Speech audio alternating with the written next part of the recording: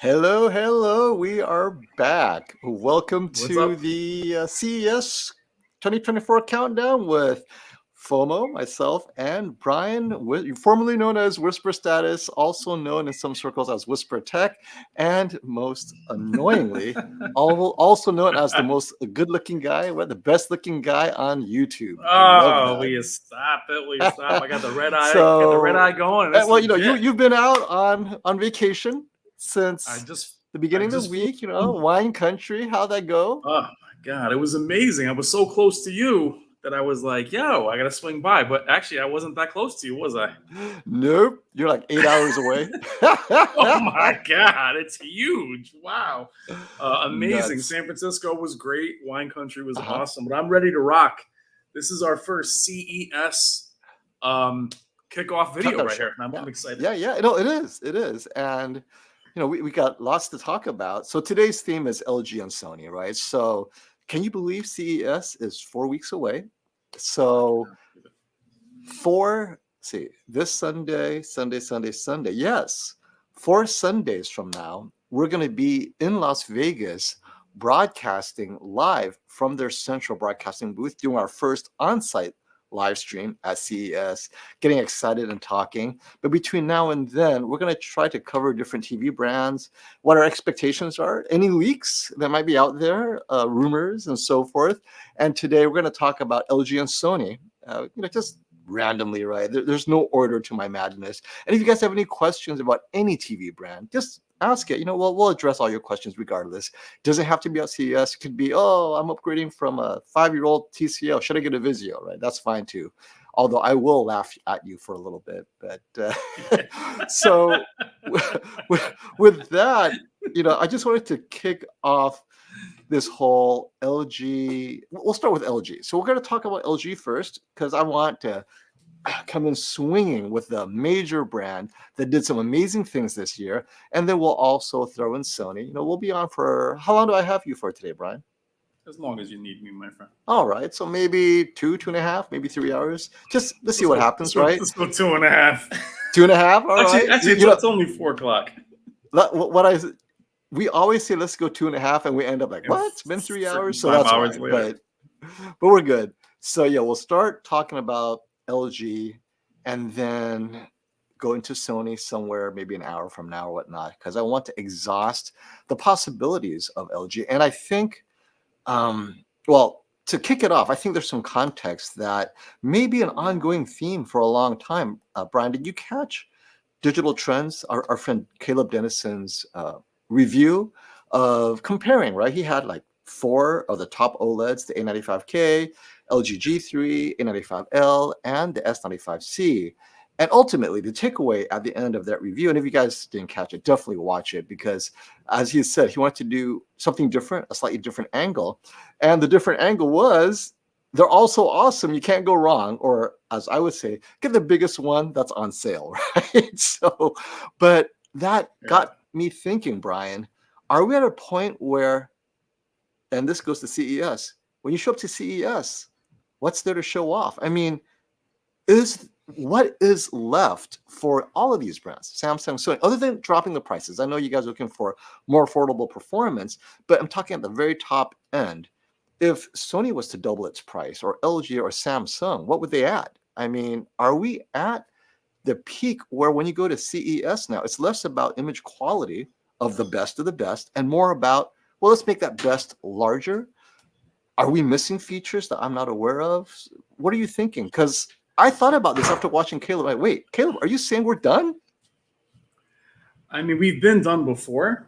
Obviously, QD-OLED was the big jump, and then we got very lucky with then LG going MLA. That was our exciting thing. So I think we're looking for a lot of refinement this year from the big three. I do feel LG is going to have to make a big splash this year. And then I do think TCL and Hisense are going to step on the gas this year. The one I think that can't do a lot different is Samsung, simply because they've been leading the charge. They've covered everything. So it's interesting to see where Samsung may go. But I think LG is the one that really needs to make a splash this year, because they LG. Yeah, since we're talking about them, I mean, they came out so strong with the G3. And then we had very little to discuss with them because it went G3, C3, no Z, no QNED, and no Z series. So we were just kind of sitting there saying, okay, first 2 months were LG. They had our ear during CES. They're one of the first TVs we saw. And then once you and I matched them up, we both had them, and then we were kind of done talking about them. So they have to find a way to make that narrative last the whole year, I think. So I do hope that they get that going this year. So that opens the door for LG. You're saying they should do something, right? Make an impression. What is that something then? What is it that LG needs to do to keep up? I mean, I sense they're falling behind, and maybe I'm off, but I do sense they're falling behind. What does they need to do at CES to keep up with the Joneses? So the G series is solidified now. It's not the obscure gallery that it was with the G1. The G2 brought it there. The G3 has now become their most popular TV. I think they need the return of the C series. I think they need to have MLA at 83, and more importantly, MLA at the small sizes. Probably more importantly than the big size. Let's get that 42, 48 MLA. Gamers, true HDR game. Or 55-inch. Bring MLA as good as it had with the G3 to the C series, and then take the G3 up another notch, jump that brightness up, and then just kill them with volume with the MLA. That's what I love to see them, because the C series has kind of fallen by the wayside because the S90C really clogged that spot up. And let's talk about MLA at different sizes. So I know all of you want MLA at 83 inches, including you, Brian, right? I mean, gamers are feeling they're missing out on the brightness, but they also want the size. And there is nothing bright enough at that size other than mini LED. But mini LED, as we know, is not the ideal gaming technology. So, but how large is that market? As we've said, adding MLA to 83 inches, you're going to invest a whole lot of money up front and maybe bump your sale. And I'm being honest here, 1%. Like whatever your gross sales are for the year, you add an 83-inch MLA, it's not going to be cheap, right? So you're going from 5,000 to 5,500, or okay, let's say you keep the same price, but a G4 MLA 83-inch, that is a 1% bump to your total gross. And I'm sure the margins might be okay. It doesn't move the needle when you are facing an onslaught from Samsung in the OLED and Sony to a certain degree. So I agree with you. Maybe you will move more volume if MLA starts dropping down. And I thought they were adding MLA to their gaming monitors, but they're not having it on the smaller TVs.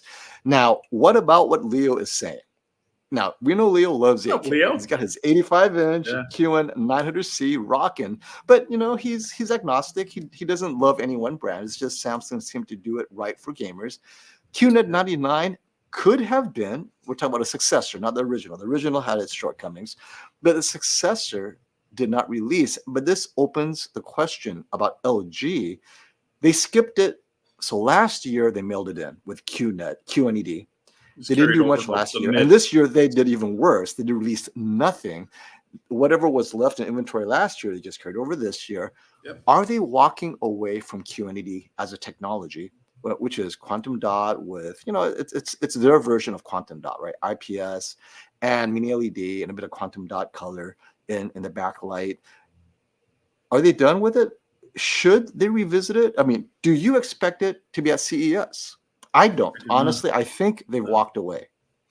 Yeah, I don't. What's crazy, because we do have a large mini LED group that's still really passionate about it. I'm one of them. But them also not, FOMO, they have the LED, the OLEDs, and then they have the very cheap, the name escapes me, of the ones they have at Costco. It's the same, the ones that, you start off and you walk into Costco, those massive 86-inch. So they don't even have that middle to bridge the gap to the OLEDs. And that's the problem, because those of us that say, okay, OLEDs aren't for me, you have to leave that company.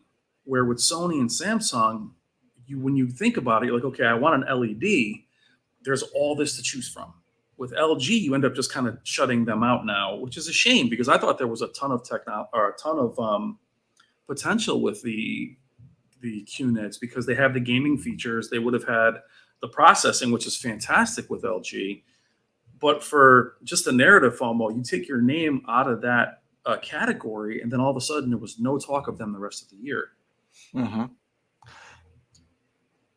I think we haven't addressed this directly, but I think this is an important question since we're talking LG.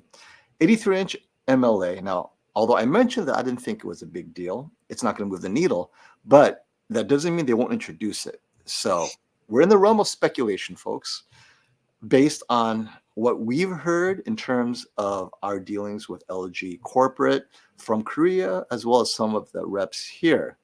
My sense, and I could be completely wrong because they could be kind of playing it off. They're kind of like a red herring and then surprised at CES. My sense is it is not coming. I don't believe they'll do 83-inch with MLA, but more likely what you said, if they are to add MLA to more sizes, more TV sizes, not monitors, it would be to the 48, 42-inch sizes because I think they can move the needle a bit more. But that's common sense. Companies have done a lot that doesn't match up with common sense. So I don't think so. What are your thoughts? Do you think that 83-inch MLA LG coming? So my positive thinking or hopeful speculation is, what's up, Blaze? Hopeful speculation is they add it to the C series at 83 only, just to give a gap from the G series, just to give the C series life again.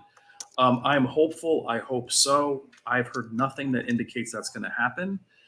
I'm guessing that the Z series will come back and that MLA will start there, which was the initial plan for them last year, was to have the Z, remember FOMO, Z series, 30 grand, here's MLA. They had to guide it back down to battle QD-OLED. Now, if they did 83, it would just be a feather in their cap to say, hey, we're the only ones that have it. Now, if they had that FOMO this year, that 80L would have no shot in the market now because there would be no advantage over the other 83s. And I think this is, I'm going to revisit what I introed. How are you, darling? I just love it when I see her. It's like, oh, the love is here, right? She's like the official. Yeah. How would you say it? She is the gardener that keeps and looks after all the little flowers that are blooming, right? You got new people coming, and the first person you want to see is Lisa. If you're new to this channel, we didn't even say hello to the chat. Hello, everyone. We just jumped hello, right everyone. In. And I see some new faces, right? I see some new faces. Anybody who's in there quiet. We have a lot of people that watch these, and what I noticed was at the end, people say goodbye. I haven't seen any comments from them. So please say hello to us. This is our first. They wait till the end to say goodbye, afraid. They're like, see you later. I'm out of here. Like, wait, we do not bite. We do not bite. We do not bite. But let's go ahead to Lise. Yes, Lisa, this is a great point. So we started with the intro saying, well, that's exactly right. So now there are two ways to look at it. So Caleb's video review of the three-way and the flagship OLEDs, right? G3, S95C, and the Sony A95L. And at the end, he's like, oh, they're all great. There is no wrong answer.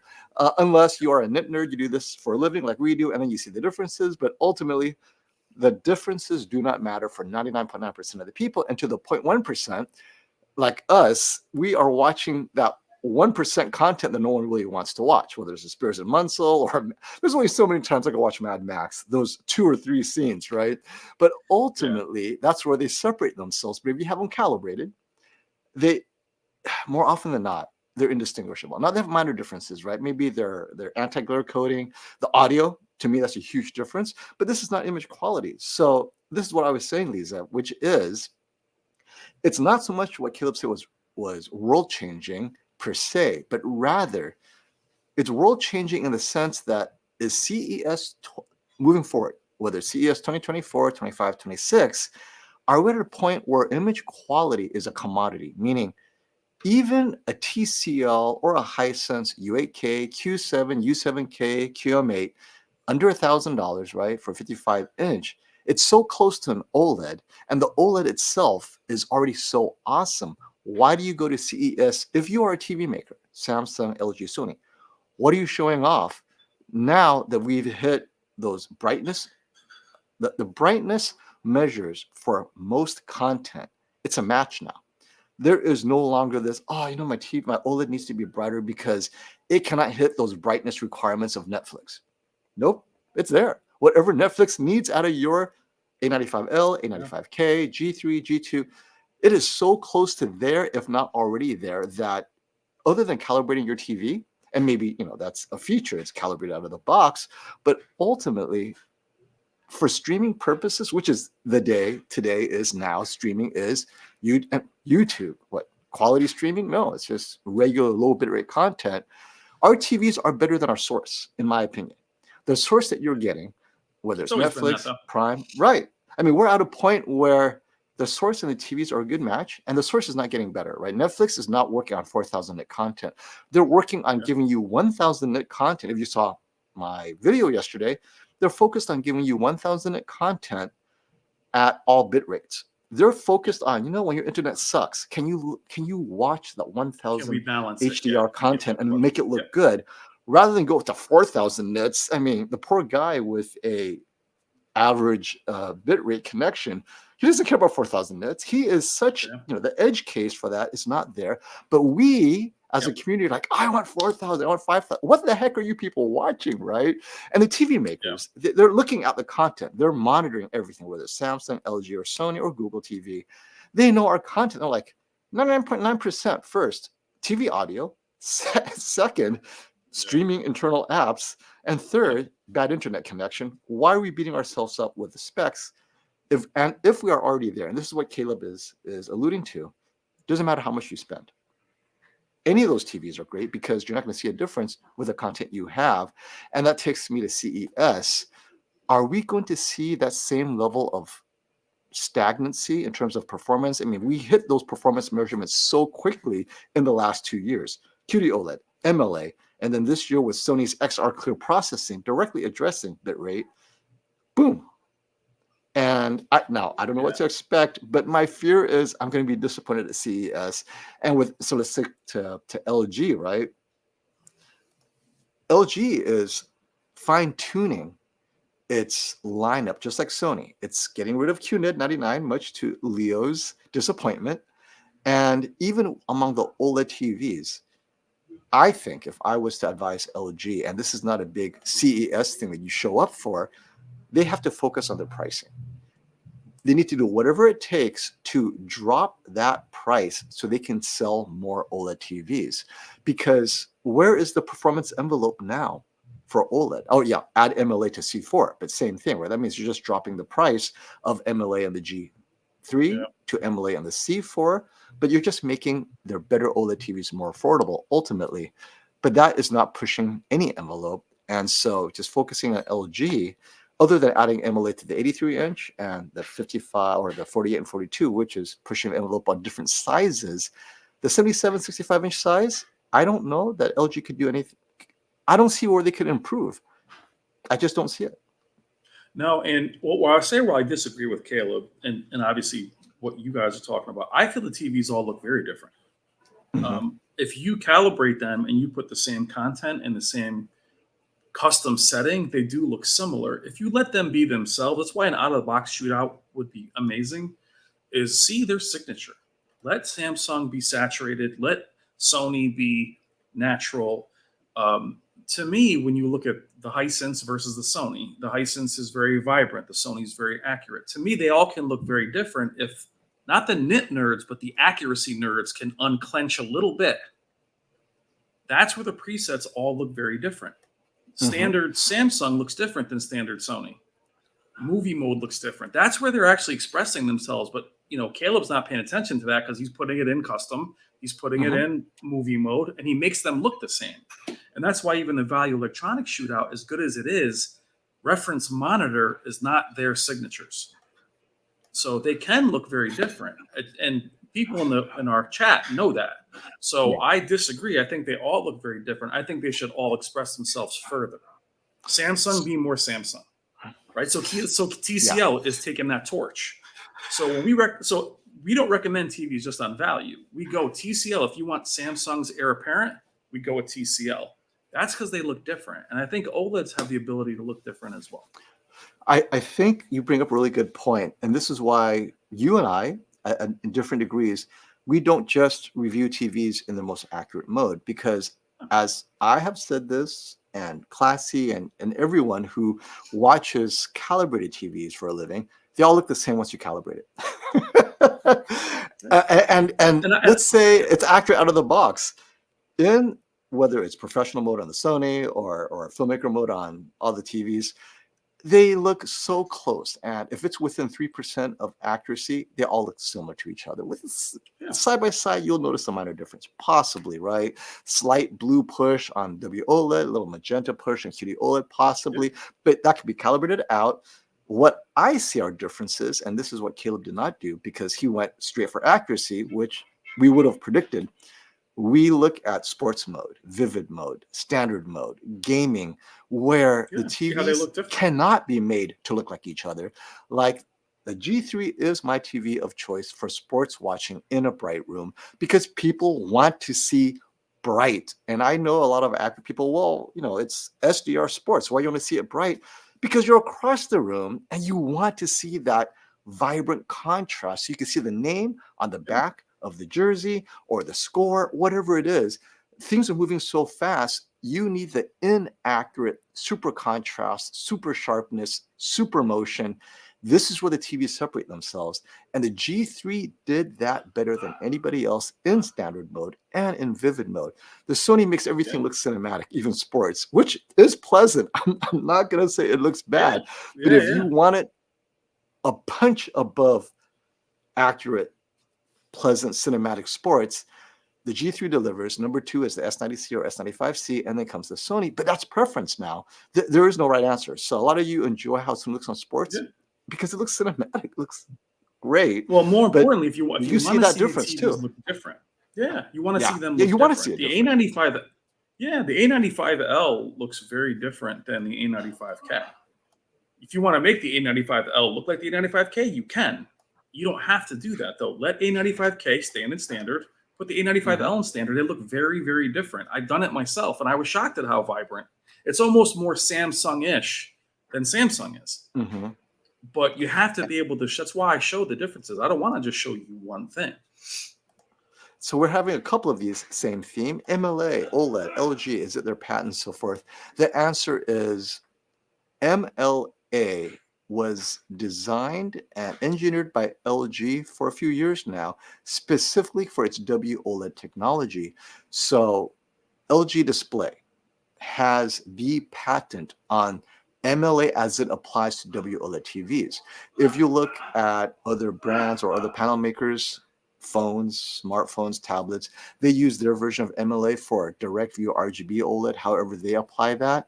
So that's separate from what LG is doing with WOLED. And so that's what would be, yes, their approach to MLA, but it comes from LG Display, which means it's accessible to any brand. So Panasonic, Sony, right? Panasonic's OLED TV this year has MLA because they're buying it from LG Display. You just have to pay for that MLA feature, and Sony could do the same. So when people ask, like, hey, is Sony going to have MLA?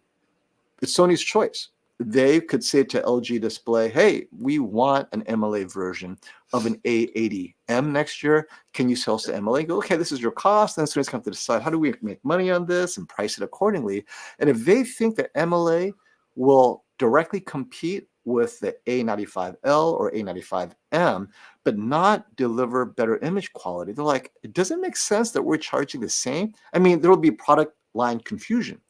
Panasonic doesn't have a QD-OLED, so they can sell an MLA OLED and a non-MLA OLED.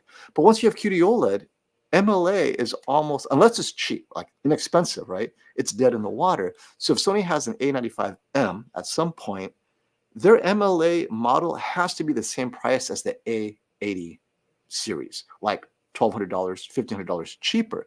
But if it's only a few $100s cheaper, no one would buy it. They just go straight with the QD-OLED, right? And so MLA for OLED TVs, WOLED TVs, yes, it's patented by LG. For Samsung to use MLA, they would have to engineer an entirely different MLA, which they will patent for QD-OLED, because that stack is so different from WOLED. You cannot share the quote-unquote MLA approach, but it would still be a lens. It's just designed so differently that it would be a different patent, unless you're going to, oh, it's a concept. It's just a layer, but you can't patent it when it's so generic, right? So I suspect that Samsung Display could do some kind of lens array, but it would not be called MLA. It would have to be called something else. And probably that's why they're able to tell me, oh, we're not going to apply MLA and be correct. No, it's not MLA the way LG is doing it. It would be somehow doing a similar thing, but with a different approach. Hopefully, that answers your question. Well, and Samsung, they set the stage. Whether it's 8K or QD-OLED, they want to be first. They don't want to play catch up, which is what I respect them for. Which is why I wonder this year if they're going to release the two 8K TVs. They're going to do a 900 again and an 800 because I can't imagine those are selling well. So I'd like to see if their focus changes to more QD-OLED monitors, more QD-OLED. Let's give you an example. For those of you guys that watched us last year at CES, we had the Classy. What's up, brother? We were at the Samsung event, which kind of caught us off guard because when we walked in, it was micro LED, which was amazing. And then that really popped. Yeah, it really popped. But the funny thing is, as we went in, we were like, okay, wow, that's micro LED. We were all looking for the S95C. What's up, Michael? And then when we went in, there was the 8K sets, there was the 4K sets, and then there was only two S95Cs. And we're like, wow, for the star of the show, they're still by themselves and at two small sizes. I guarantee you this year that'll be different. I think they're going to be the star of the show. I think you're going to see the larger ones. And I think that's where they have to. So I'm going to see what they do, but they're not going to copy MLA. They're looking to do something totally different, if I'm guessing. That goes to another issue when you are doing your product lineup, right? So if you guys are designing a product, whatever, everything costs something, whether it's in development costs, application, testing, and the actual production line, upgrading your tooling. The question is, many are asking, well, shouldn't, speak of LG's MLA, what's stopping Samsung from developing their MLA? And it's always, does it push more sales? Because if QD-OLED is already beating the competition and QD-OLED is selling so well for the brands that are using it, namely Sony, the only other brand, why should Samsung do more, right? It's kind of like, well, and this is, I love car analogies for this. If your car could do 200 miles an hour and everyone else is at 120, why do you push to 220, right? Why do you push to 250? Even if you could, you save it, right? You hold on and you wait for the Accord, right? Now, the minute Porsche hits 200, now Ferrari, all right, we'll do 205. But you do just enough to have the bragging rights. But if you already have the bragging rights as Samsung Display, you've won the shootout 2 years in a row now with your technology.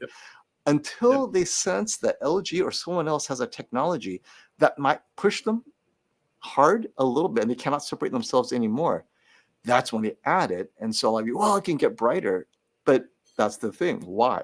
Now, that's why they're focused on durability, right? They've been telling us, well, all of our improvements will be to help yields, which means margins will be better, they'll make more money, will help in terms of volume production, meaning they can make more on the same lines. So all their investment right now is not on pushing image quality so much as pushing more volume out of the same existing lineup. And that still costs money, kind of fine-tuning everything, changing the chemistry subtly for durability purposes.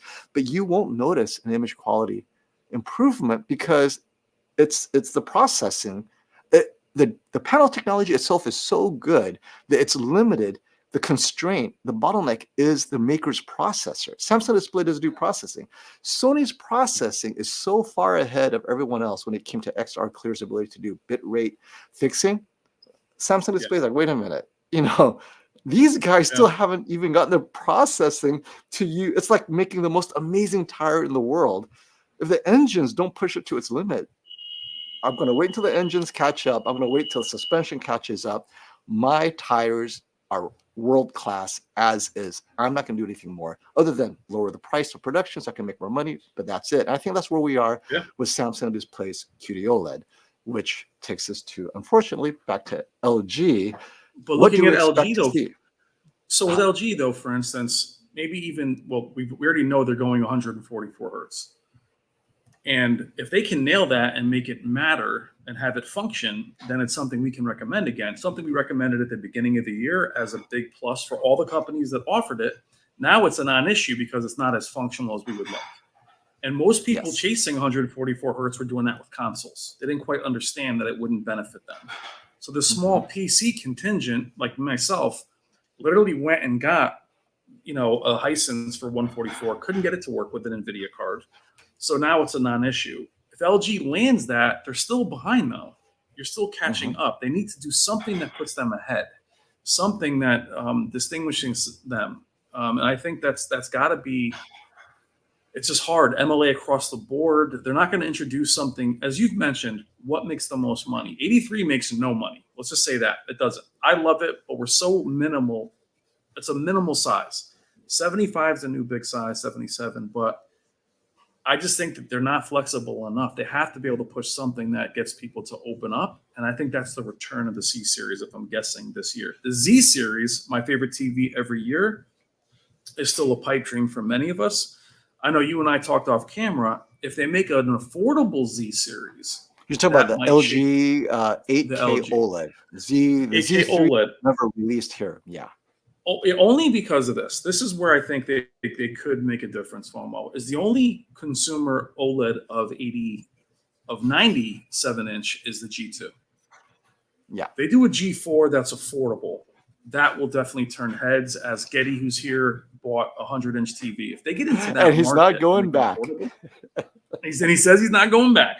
But if they can do that, they're still the only option for those large OLEDs. Yeah. The 8K Z series, if they can make that somewhat affordable, that would be good. The M series, to me, as cool as it is, I don't really see a reason to buy it, unfortunately. And I don't think it changed anybody's mind this year. So they need to do something sexy and hit. So let's talk about 8K being sexy, because this goes to Steve's. And this is what consumers have not. Hi, Steve. 8K has died. Let's just say 8K as an interesting Sorry, concept. Leo. It was novel. It was novel 4 years ago. Actually, its highest sales volume was in its first 18 months of introduction. Yeah. It's 900 slowly declined, right? I mean, this year, no one bought it. I mean, it's just died on the vine. And so this is, I think, what Steve Cass is saying. What 8K materials is there available today? Because people are assuming if you have 8K TV, you need 8K material, right? It's hard to tell the difference between 8K and 4K. They both look the same to me. Maybe with 8K material, I might see the difference. So they had these tests, and now it depends on the content. So just a quick summary for those who are just joining and wondering, what were the results of these comparisons? Ultimately, native 8K content can only be distinguishable from native 4K, exact same material, when there is super fine detail innate to the content, like animal documentaries, fine hairs, fine feathers, right? The detail is Phil Holland's stuff that we saw. Yes, but that is filmed detail. Specifically 16K camera, and it's to show this off. Yeah. To show it off specifically. And that was life-changing, FOMO. But no one is going to film a movie that way, because there's no way to have a movie that clean make any sense motion-wise. So remember that one where the guy was looking at the tool, they covered the light, but that's not artistic enough to make a film that way. So that it's really hard to see that. And 8K gaming is so far away. Oh my God. Yeah. Other than DLSS 9, we're nowhere near it. And how many people, so speaking of Phil Holland, part of the condition of seeing these details, you're sitting 6 to 7 feet away from an 85-inch TV. Yeah, now you can enjoy the 8K. And I think the viewing angle is fine, right? 6, 7 feet away is not a big deal. The big deal is most people will not sit, let's say 7 feet away from anything. To them, 7 feet is too close. So you have to be 10 feet away from a 110-inch 8K TV with that specific content. And so, and like you said, once you start going into action, remember Phil Holland has a lot of static where it's beautiful. Oh, just pan, slow pan. Yeah, slow pan. Slow. The minute it's fast moving, 4K 120 will look more clear. 8K now has to be 8K 120 to catch that level of detail at that frame rate in that pan. Otherwise, 4K 120 will look the same. And so we're back to the technology is not there, and it's not worth the investment to get there. So Steve, as we're today, the content does not justify 8K TVs. No. And I know Leo loves 8K because he's getting what happens to be an 8K TV, but it has the best of the best processor, mini LED technology, stack, dimming zones. Is because the 8K Samsung TVs are their best TVs. Just happens to be 8K. But as I've always said, that same TV in 4K would be Buy even it. better.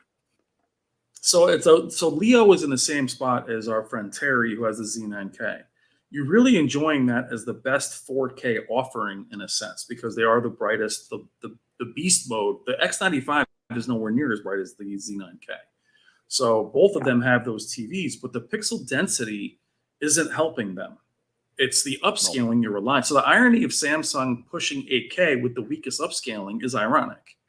You're not really getting much from the pixel density. So it's real. And so it's even poor content upscale looks worse because it's adding those fake pixels for the upscaling. It's not just doing it 4 times, it's doing it 8 times. And people think that upscaling is the same as downsampling where it cleans it up. It does not. It just adds more false pixels, which is why a movie like 300 looks noisier on an 8K TV. And this is why it's more expensive. Processing power. So now you want to reduce latency, so you have to upscale using technology and AI unique to the 4K to 8K or 1080p to 8K. That's a lot of processing you didn't have to do, but you have to make it look clean on 8K, blah, blah, blah. And so all that expense is to reverse the issues of a high pixel density that you wouldn't have otherwise had if it was just 4K, just to look the same as 4K. And that's what kills me. And hey, thank you, Michael Mooney. Great question here, or great suggestion here. It would be interesting to tile the QD-OLED. So when he says tile, right, those little maybe 12 by 12 or 20 centimeter by 20 centimeter, right? So it can be used like wall displays. And Michael, I think a lot of companies are attempting something similar with OLEDs and so forth. The key part, and this is the most difficult part, is the edge of the tile. How do you prevent it from chipping? Because if you put them side by side to make it seamless, that means you're exposing glass on glass. And this is where packing and all that stuff. And if you put anything along the edge to protect it, side by side, you'll see the edge. And that's why when they do these tile wall displays, it's far away.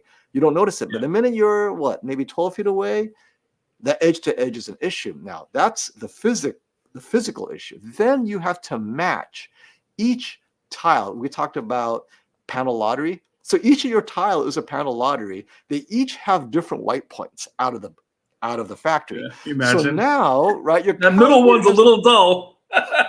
Your calibrator has to go in there and normalize the aging and all that stuff, get all the white point together, because you will notice that one tile that's just slightly off.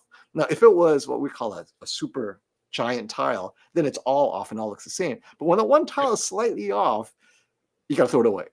And so we saw micro LED. If you were too close to it, not the ones we saw at CES, but the one we saw, the tile ones, they look really cool far away. But the one that I saw at in the UK looked like fabric, and you could see where it was put together, and it just does not look good close. I mean, you'd have to be really far away, which kind of defeats the purpose. So Getty has suggestions. Since he is Mr. Mini LED, he has the largest Mini LED ever made in the USA. He's flexing 100 inches until 30 days from now, my man. We'll see, right? Getty? I can't wait to keep that energy, baby. Keep that energy. And if you guys just joined us, you're not familiar with Getty's story. He started off looking for an OLED. Next thing you know, he gets a 100-inch Hisense Mini LED U8K. I think it was at 4,000 or 5,000. He drops to 4,000. He gets a price adjustment. Drops to 3,500. He gets a price adjustment. Drops to 3,000. He got so now he's got a 100-inch U8K for $3,000, which he originally paid at $5,000 for. His receipts all a month ago, right? I love it. He's like, oh god, and so now he's ready to upgrade, right? The white knuckles. What if they release the 110-inch Hisense UX that we know is coming? And what if that UX has MLA? So the question is, can MLA work with Mini LED? I mean, since it's just MLA stands for multi-lens array or micro lens array, however you want to say. But basically, it's a bunch of little lenses. And what it does is it recaptures light noise that normally would just spread all over, focuses it, goes forth. And it's supposed to then give you a brighter image with the same light without having to increase the energy. So it's a passive technology, and maybe even increase its color volume at higher brightnesses and so forth. But it's all good, right? The question is, can there be an MLA technology to work with mini LED or LED? And the answer is, I think so. The question is whether TCL or Hisense is willing to work on that yet, or whoever the panel maker is. In this case, it would be TCL, CSOT, or BOE. So if BOE or CSOT is willing to work on a MLA layer for mini LED, absolutely. And they might, because think about it, Brian, a 110 inch, right? We're already at 4,000 nits with the Hisense and 5,000 nits with the TCL. And this is the current numbers coming out of these latest large TVs. Adding MLA might increase that brightness by another 25%. So you're going from 5,000 to 7,000 nits, maybe 4,000 to 6,000 nits, something like that, increase it by 50%. The question is, why do you need the 6,000 nits? Because it increases the APL overall, and it might increase the smaller windows, but where's the content? So it's back to you, Getty. Yeah. Is the UN came out bright enough for you? No, but if the contrast ratio, you want a 10? Yeah, but if the contrast ratio falls to 5, who cares? And right? that's the contrast ratio doesn't you really change. need. Yeah, but even the X90L behind me shows true white against the A80L. So you already have what micro lens array would provide for you. You really don't need it. I mean, I know it's another thing to add to say, hey, we have MLA, but it's not necessary. It's really there to help OLEDs hit pure white, which is why you see the G3 as bright as it is. Yep. And so Cosmo asks, since we're on Hisense and TCL, we'll stay on track. What do you see for Hisense and TCL? And will Sony ever add more dimming zones? I hope to see Hisense and TCL improve from last year, and the new UX hit the market. Competition will help the big three improve. So Hisense and TCL, there may be more than I'm seeing, but since they've already kind of released their press releases, Hisense has already confirmed that they will have a 110-inch TV with over 40,000 dimming zones. Let me repeat that. Not 4,000, 41,000 dimming zones and change, right? 41,000 something. That is unheard of because TCL's best flagship that they just introduced in Europe has over 5,000 dimming zones on its 98-inch. So this 41,000, we expect a lot of good control out of these. And it goes to Sony's processing. Can you imagine if Sony just licensed its processing to Hisense? What could it look like? I mean, that would be like a 110-inch OLED replacement. But back to Sony then. So I expect larger TVs, more dimming zones, and the 110-inch will be their flagship. They might have a fancy something other we won't see, concept. So I don't take those seriously. But the 110 UX is coming to the USA. It's coming, and it's going to be, when I say affordable, I'd say cheaper than $8,000 at the end of the day. I mean, for 110-inch, there is no projector that's going to look. Now, the question is, will it be ADS Pro? How's the viewing angles? All the stuff that we reviewers like to complain about. These TVs are large and off angles a bit off, but that we'll see, because I know last year we saw the 110 UX, and you, me, KG, everyone who was there, off angle, we're like, this off angle is amazing. And it was ADS Pro. So that's why I'm a big fan of it. Now, Sony, Brian, you are in deep discussions with the Sony team. And you tell me, what is their policy when it comes to dimming zones? Like, everyone else appears to be increasing dimming zones, whether it's LG, Samsung, Hisense, or TCL. And Sony's like going the other way. Like, you know what? We're just going to keep care.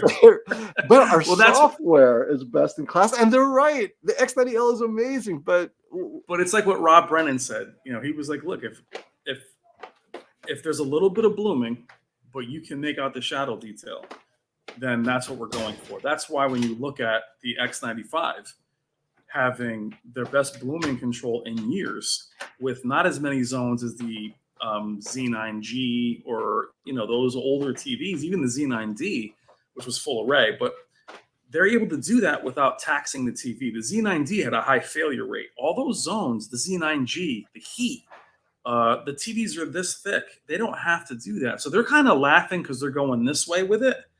And it's going to be less expensive for them, while Hisense and TCL will make their TVs just throwing dimming zones. The UX is massive. Yeah. I mean, Sharp did the same thing which I love that they're doing that, but it's a race to the bottom because of how expensive those TVs are going to be. You mentioned Sharp. I So want that's to why I think revisit Sony Sharp. stayed with the X. Yep. The Sharp is a So I cautionary think Sharp tale. has the right. Yeah. Well, I think Yeah. Sharp, if they could just go in their processing, the TV can do it. Because I think the Sharp looks great, but their processing needs to, well, not even their updates can fix that. Perhaps we'll see. So it But goes these to. hold on. So if we go, hold on. I know where you're going.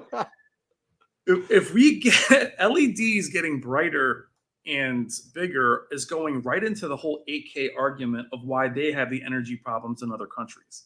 So they're all kind of rushing back to this bright, but if you cannot improve the contrast ratio and the processing, it doesn't matter how bright the TVs are. So that's why I bought another OLED, because I had the UX in front of me for 12 hours, the X95, the Z9K.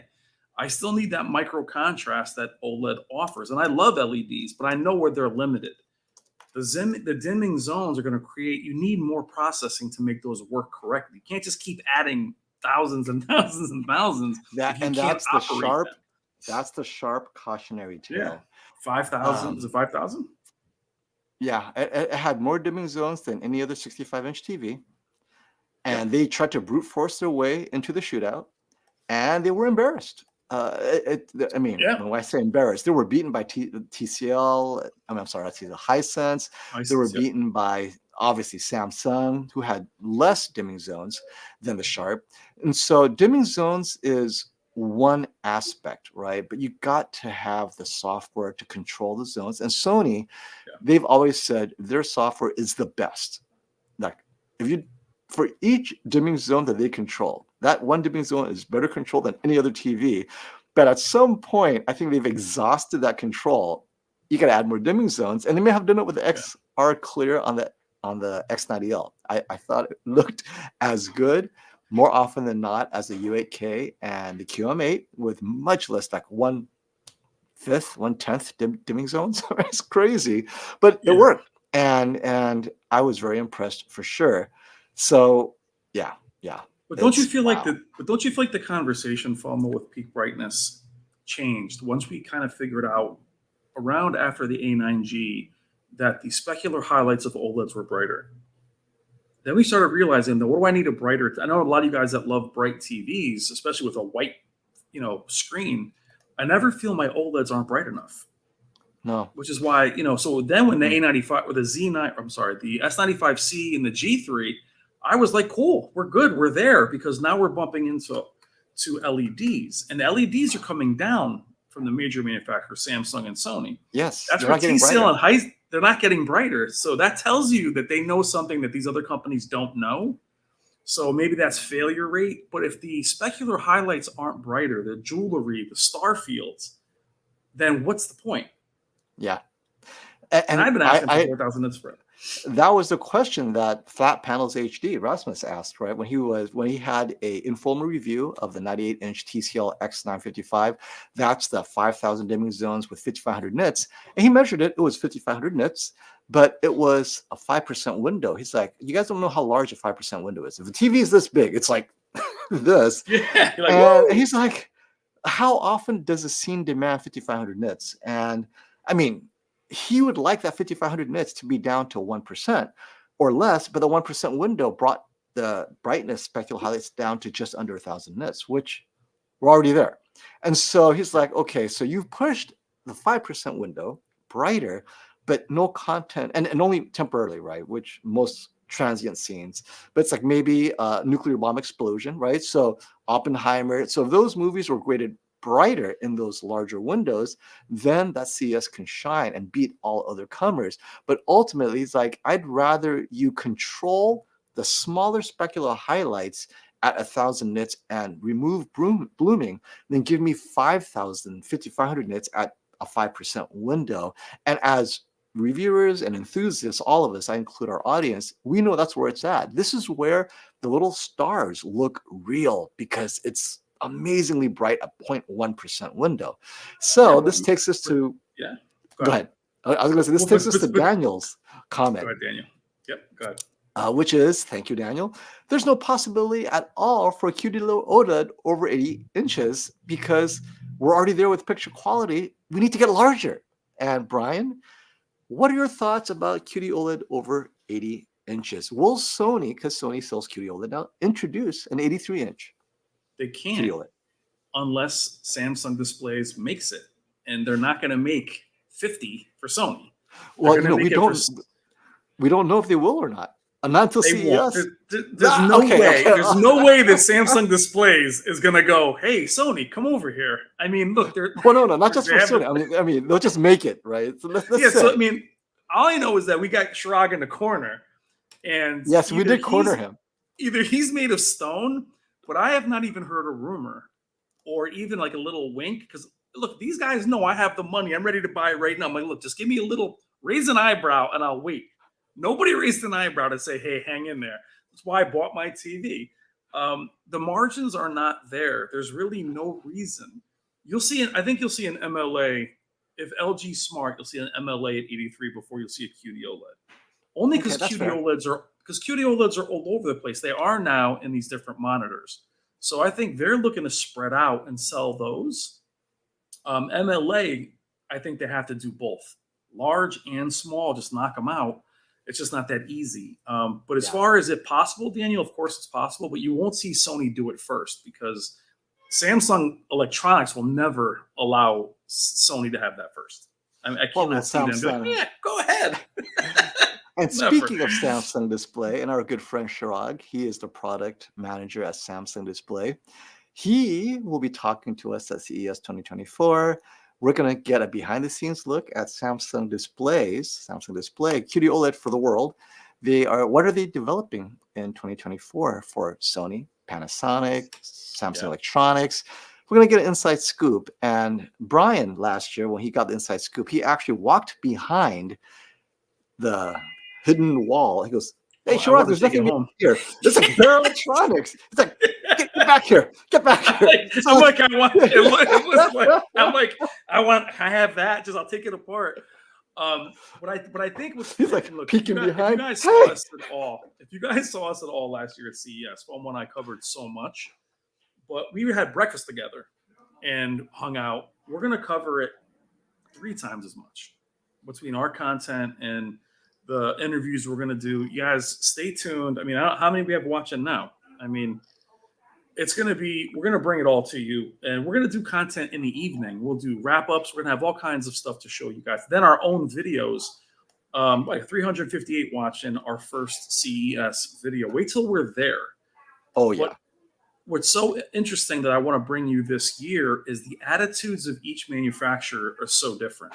You know, they're so different. You'll get some of that, but it's going to be, even if things are ho hum, we are in such a good place for me, FOMO, because there's so much value that's pushing up performance too. So it's not like if you don't have the money, you can't play. You can play now, as Getty G-Man is showing you, even at the larger sizes. Everybody can get something amazing now. Well, his budget was for a 77-inch S90C.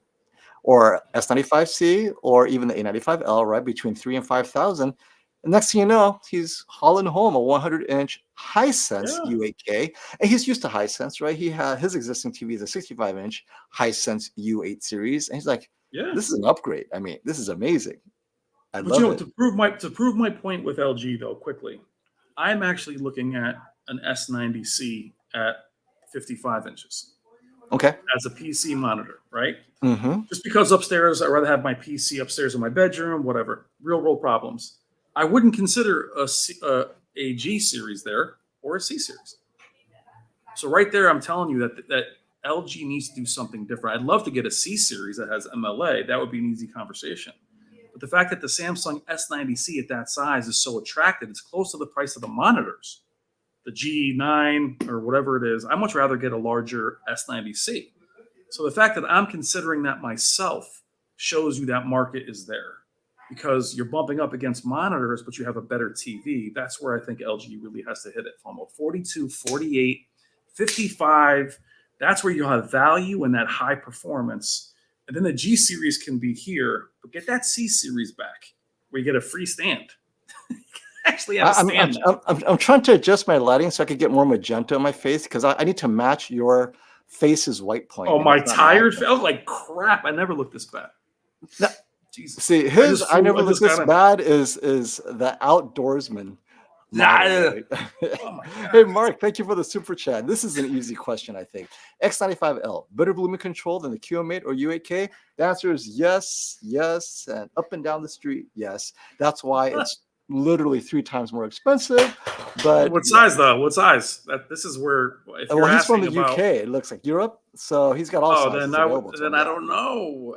I hate to say I don't know. I don't know that. Yeah, I mean, we know the 85-inch size for sure. Well, I would tell you the QM8, the QM8 in store has a lot more blooming. I think that they're just straight up store mode, but the QM8 crushes the blacks.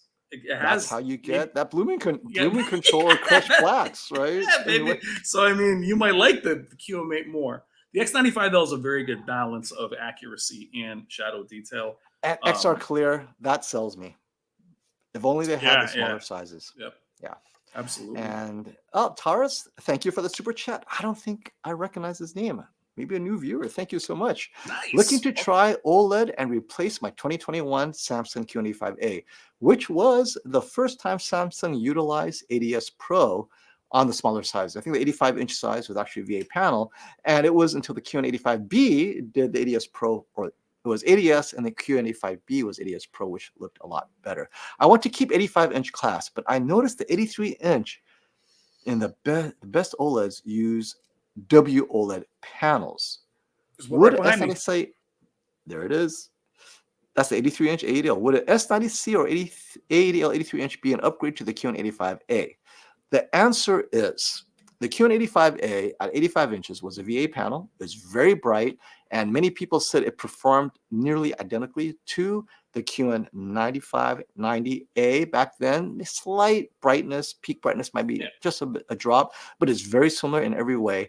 So you may be used to that brightness if you have max brightness for sports watching and the like. But if you're watching movies critically, light controlled room, the AADL 83-inch, accurate, great, looks, the contrast would be way better with black bars. You'll notice your black bars looking perfect. Even on the QN85A, the black bars are not perfect, and off angle, you'll notice blooming, especially on the key. Well, take it back, the VA. I have to remind myself it's a VA panel. Yeah. So off angle, then your color saturation drops a lot. So at that size, if your couch is large enough and you're off angle a bit, the 83-inch 8080L, A80L is going to look amazing for those sitting on the far ends. But if you're always in front and it's only you who care about, if you're gaming, I'd say yes. I think it's just hard. I mean, you have it there. So what do you think? I say yes, it is an upgrade. And if you have the money, go for it. But Brian. So here's the issue. The picture quality upgrade is it's not XR bright, Clear, obviously.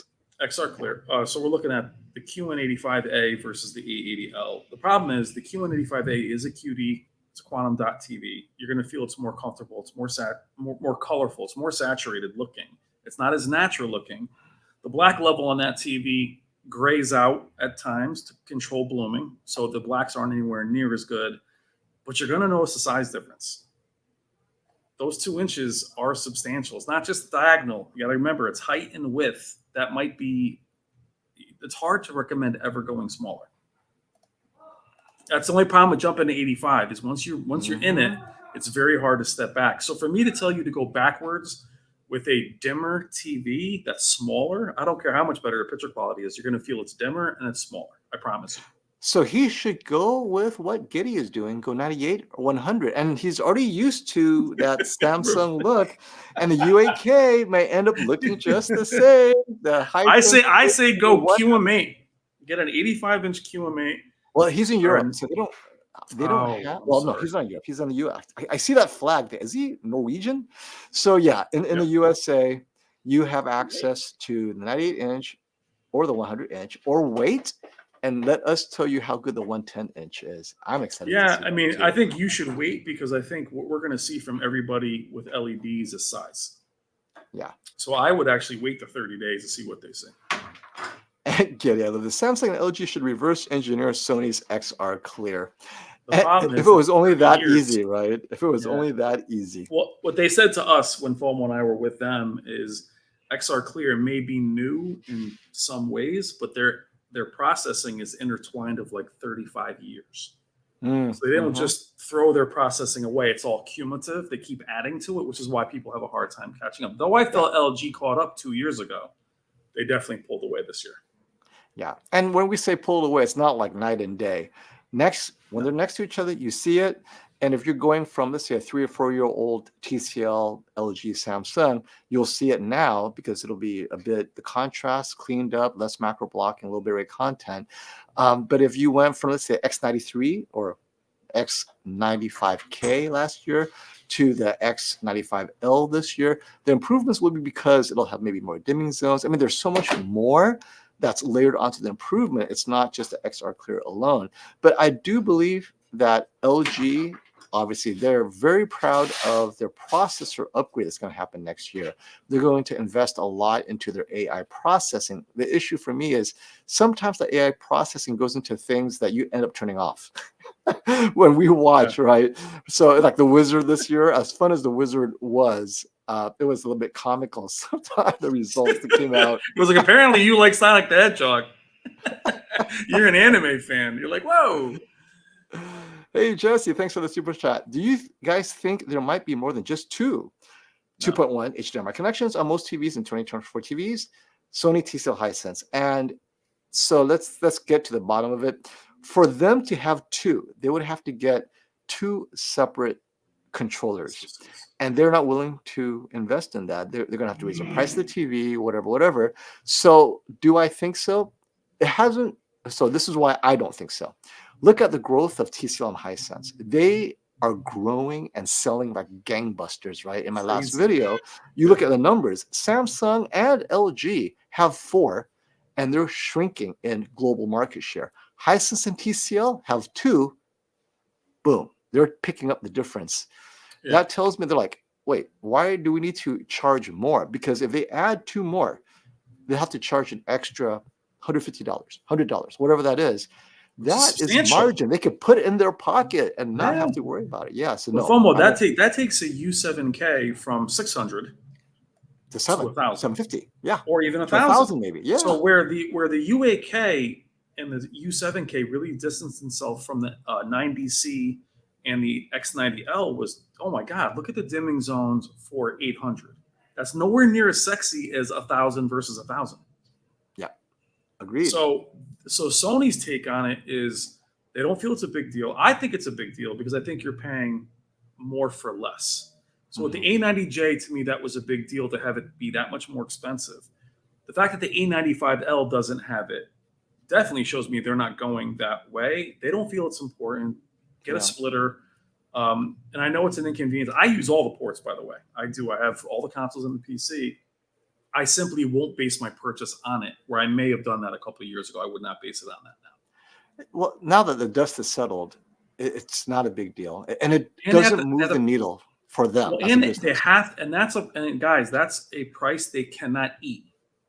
That's not a profit margin. That's a legit, they're spending money to do that. So it's not a marketing budget. That's a physical, tangible thing they have to spend and process and then charge you. And Sony can't afford to do it because their TVs will be twice the price. Yeah, it doesn't make business sense, nor will it sell more TVs, I think. Dick Ellis, thank you for that super sticker. Or did you intend to ask a question? So we'll look for your question at some point. Thank you guys for joining us tonight. I mean, I know it's Saturday night. Love you guys. It's amazing how you guys turn out to watch us. I know. I love it. It's like we're with friends. Hang out. Absolutely. It feels like I'm at Cheers where everyone knows your name. Well, and CES is going to be off the charts this year. It's going to be so fun. We're fired up. Yeah.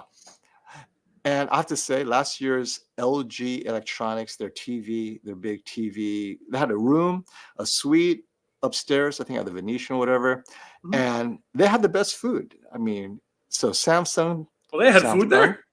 Samsung didn't serve any food. LG Wait, they had food at LG? You were eating over there?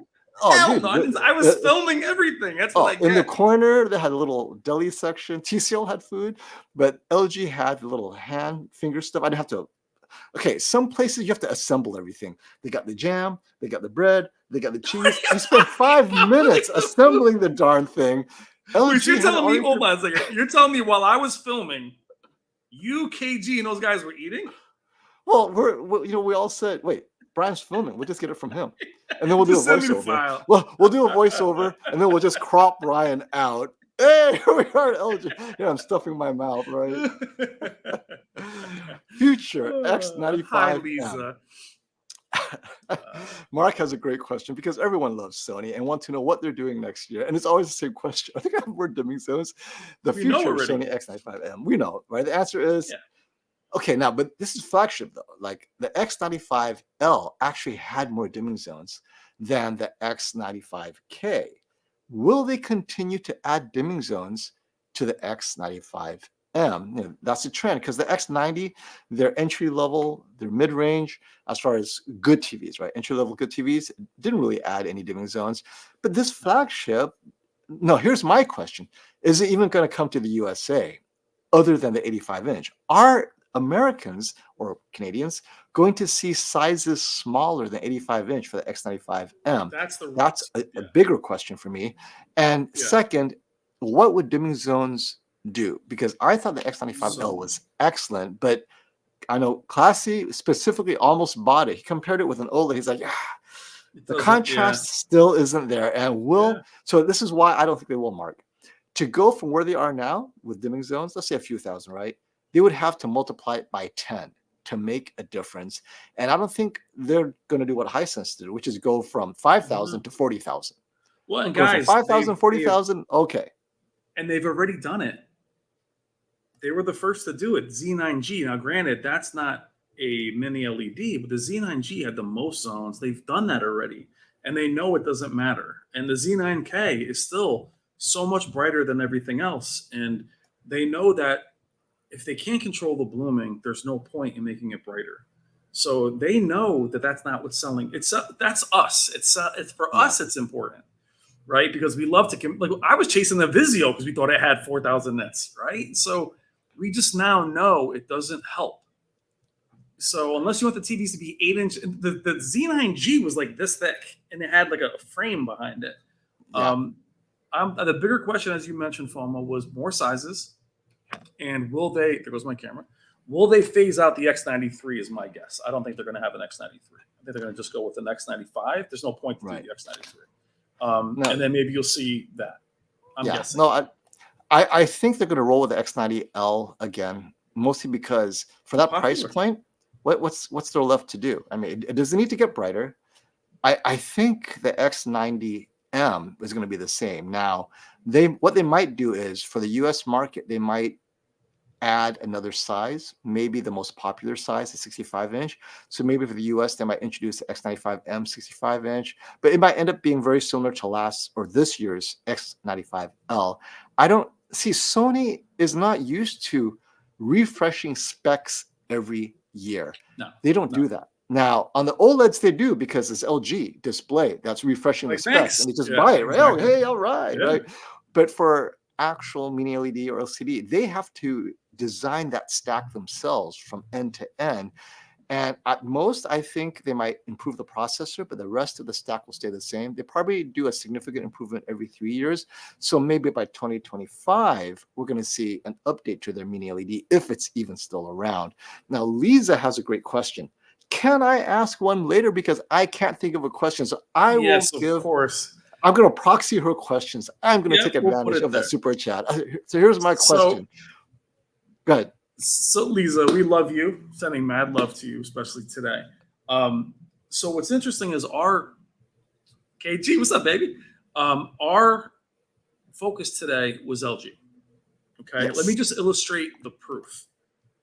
Because there isn't a mini LED from them, we have not spoken about them for about 15 minutes. Right? So, hi, Lisa.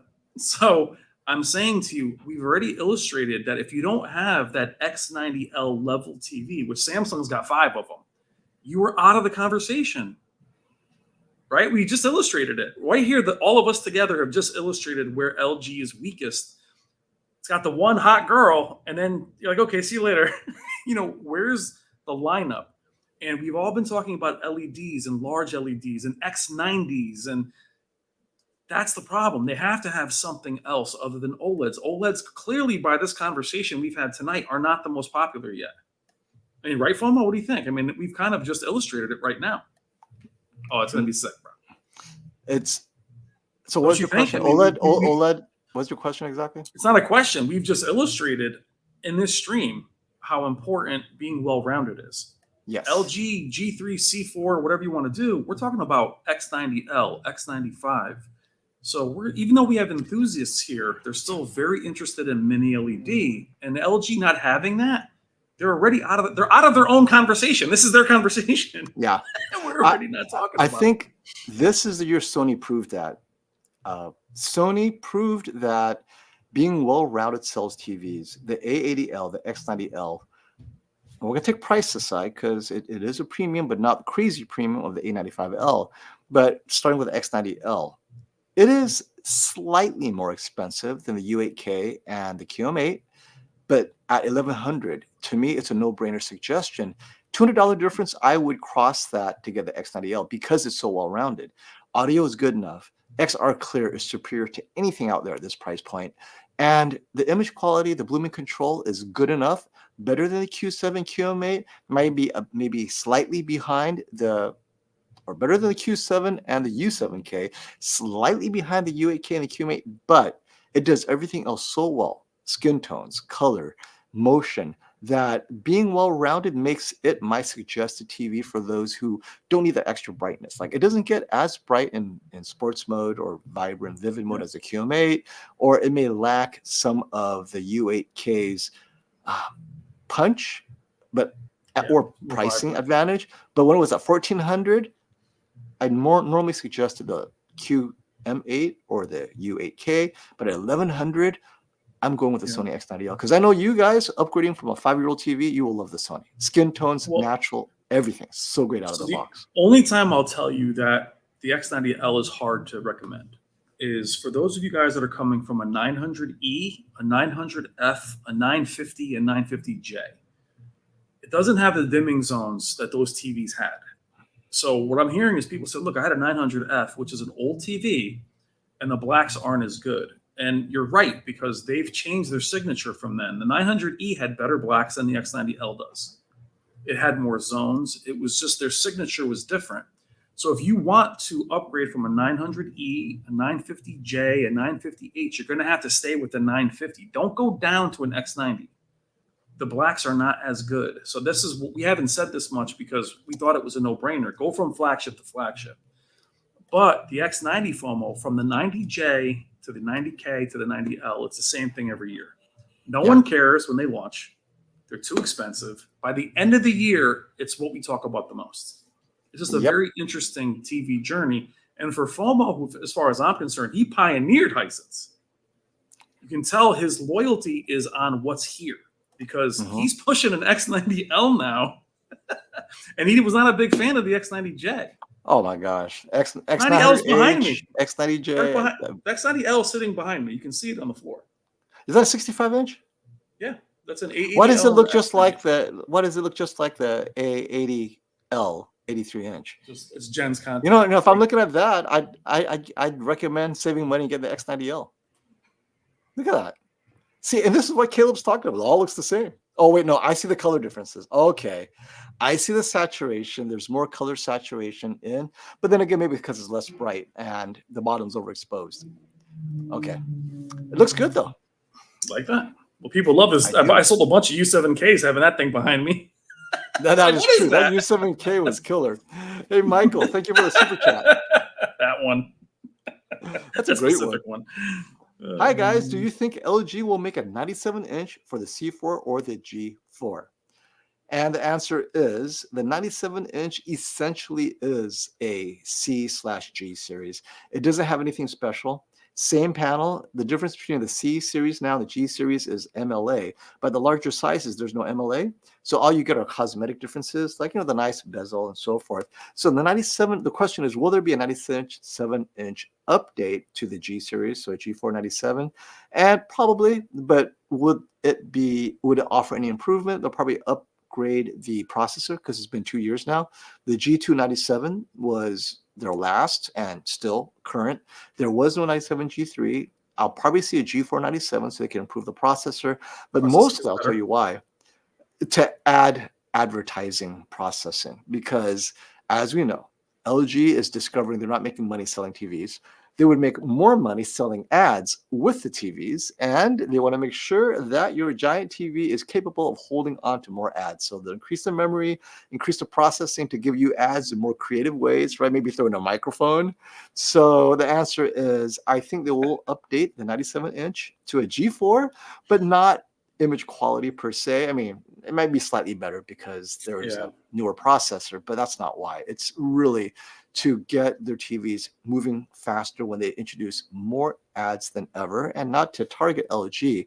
Samsung's doing the same thing. Google TV is doing the same thing because you make more money on ads than selling TVs. It's a ongoing revenue stream.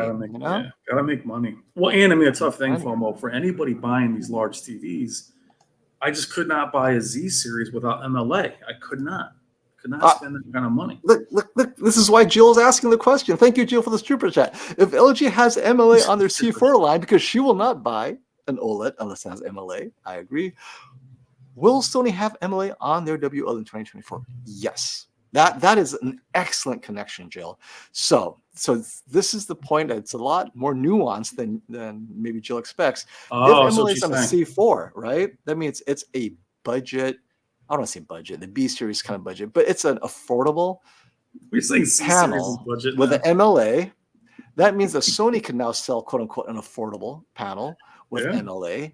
But if it's not on the C4, then Sony cannot sell an affordable WOLED with MLA. It'll be what I said, an expensive WOLED with MLA, which goes head to head with QD-OLED, which doesn't make sense. So you're right, Jill. If there is an MLA on the C4, I am very certain there will be an MLA on A80 series, but there will be no premium. I mean, at first I thought there might be, but Sony's not known for budgeting their costs in a way that's consumer friendly, like Samsung. So Sony won't do an MLA like a G4, but charge you A80 prices. But if they charge you A95 prices, Brian, I would just recommend the QD-OLED. Right. And so Sony knows that. And there's no place for this. But yeah, you're absolutely right, Jill. Excellent. Well, Jill, the problem with that, though, is, and we've criticized Sony for this, they really threw the A80L out there with no fanfare. We're selling that TV just by us talking about it. And the A75, you guys wouldn't even know existed unless Rob came on and talked about it. So is it a priority for them? I don't think it is. It should be, because I think it battles the C series. So would it have MLA? I haven't heard that it will. Would they be that nimble and that quick to implement it? I don't know. I mean, I would say they might lose it this year and have it next year. Right. So and finally, KG has come around to the hisense power. I got the U8K right now. It's a great TV. They really did better with it than previous years. Black bars improved greatly. And that's to say that before the black bars are great. Now, the biggest knock on hisense flagship TVs was this red ghosting that people complained of, which was extraordinarily apparent during gaming. And their Dolby Vision is a bit inaccurate, right? It's a little too bright. The shadow details are just, everything's lifted to heck. And I don't know, this year when I had it, it looked like they still needed to address some of those issues. It looked like a Sony A95L, frankly, the way they did Dolby Vision. So KG, let us know, how's Dolby Vision on the U8K? Not like it matters, because you saw how Netflix, wait, this Dolby Vision isn't so good. So for those who do care, though, and got a U8K because it had Dolby Vision, I normally say if you want accurate Dolby Vision out of the box, it's better to get the LG OLED, because that appears to be their thing. Otherwise, it's no big deal. And the U8K and the QM8 are great TVs, with U8K having slightly better image processing with more settings to get you to where you want. Whereas the QM8, you either like it or you don't. There's not a lot of settings you could change that. And if the colors inaccurate out of the box, I hate to say it, calibration is not going to help much. Enjoy, baby. Enjoy, right? Go to town on it. It's But more I did Samsung like than it. Samsung now, which is so cool. Oh, Because totally. they don't totally. turn. What's cool about TCL is they took the Samsung signature, but they do not turn gray and black bars or gray at all. They'll just crush the blooming, which I actually prefer. I like their stuff. You know, Classy has this great point because we use buzzwords and our reviewer lingo, and there is a difference in processing and the approach and the philosophy and the principles and everything. Samsung upscaling is fine. And so when we say upscaling, and sometimes I say this incorrectly as well, we're specifically talking about going from a lower resolution to a higher resolution. So the source is 480p and you're scaling it up to 4K, 8K, whatever. Pixel, you're trying to take less pixels in the content and scaling it up to more pixels, and you're filling in those gaps. That in isolation is upscaling. But now we're also using it for low bit rate image processing, which means the image is 4K, so there's no upscaling involved, but the 4K image is coming from a low bit rate feed. YouTube TV, Netflix, doesn't matter. Now, normally Netflix, when they see it's low bit rate, they'll drop the resolution as well. And so now you have a combination of low bit rate processing and upscaling, and that's when things kind of like get all conflated. The reality is image processing with low bit rate is its own thing, and that's what XR Clear does so well. Yeah. All the TVs have upscaling down. I don't think I've complained about upscaling for at least 2 years now. Even Hisense and TCL, 1080p to 4K, we're done. 720p, close enough, and 40p, come on. If you're still watching DVDs, get yourself a Sony and enjoy everything that comes with upscaling a DVD. But low bit rate, yeah, go ahead. But where we'll object to what he's saying here, though, is he's right. But I also would argue saying Dolby Vision is broken and doesn't work because it's slightly inaccurate is harsh. Because people take that and then say, well, I'm not buying that TV. Dolby Vision is broken. Well, it's not quite as accurate. It still looks fine, just like the upscaling's fine. So we make a big deal out of these little things. You got to be across the board even on it. You got to say, hey, if it's not accurate, it still looks fine. Then say upscaling is fine. So I think what we say for whatever we do is we'll say, hey, the upscaling's close enough. Then Dolby Vision being broken is close enough because it's not accurate, but it still looks good. Right, so we always have to be careful with how we word things, and that's how. And that's another point that I forget. Yeah, no, you bring up a good point. Just because Dolby Vision to me is fine. Dolby Vision to you guys is broken. To me, it's broken if it's lifted. Not being accurate doesn't matter to me. I think my Dolby Vision looks fine. So that's what I'm saying. You have to be even on that. So this is why I do it, because I have a bone to pick with Dolby Vision. They claim Vendetta. to be this. They claim to be this standard. When I sent you that article, I had no idea where you were going to go with it. Well, it's because Dolby Vision brought it upon themselves. They say that with this standard, all the TVs will look great. Blah blah blah. Turns out, they're just like everyone else, right? You know, what's the old saying? Your blank smells as bad as everybody else's. Yeah, Dolby Vision. It's just it's a thing that I would rather not pay for it, honestly, because seeing how much work goes into it, we don't need to pay for it. So this is a tough thing for Hisense and these guys too, FOMO, is I rather them not have Dolby Vision and not have HDR10 Plus. That way, when you watch a movie, because they gray out their dynamic tone mapping, all of a sudden the image is what it is. So a lot of you guys will say to me, hey, when I'm watching Amazon Prime, why is my tone mapping grayed out? Well, you're watching HDR10 Plus, you just don't know it. So then you're like, but I don't like the way it looks. And I'm like, sorry.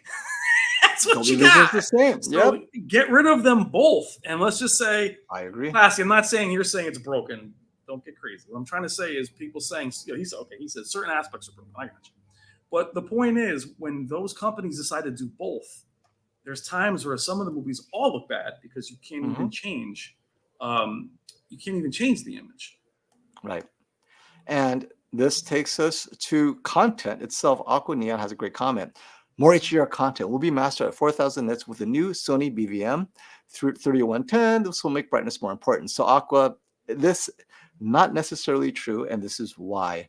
So first of all, just because your color grader has a BVM HX3110 doesn't mean that the person who is his boss, the one in charge of getting this graded to Blu-ray disc, right? So you have the director first, James Cameron. If James Cameron does not say, I want this to be at 10,000 nits. Now, you could tell him, hey, James, with these new TVs, these new color grades, all that stuff, or these new monitors, you could actually get to 10,000 nits. If James is like, whatever, I don't need that, it's not going to happen. It has to be, everyone has to be on the same page, from the director to the production company to everyone, like Netflix, right? Netflix rules with an iron fist, like the NFL, and they can say to their creators, I want 10,000 nits in my content.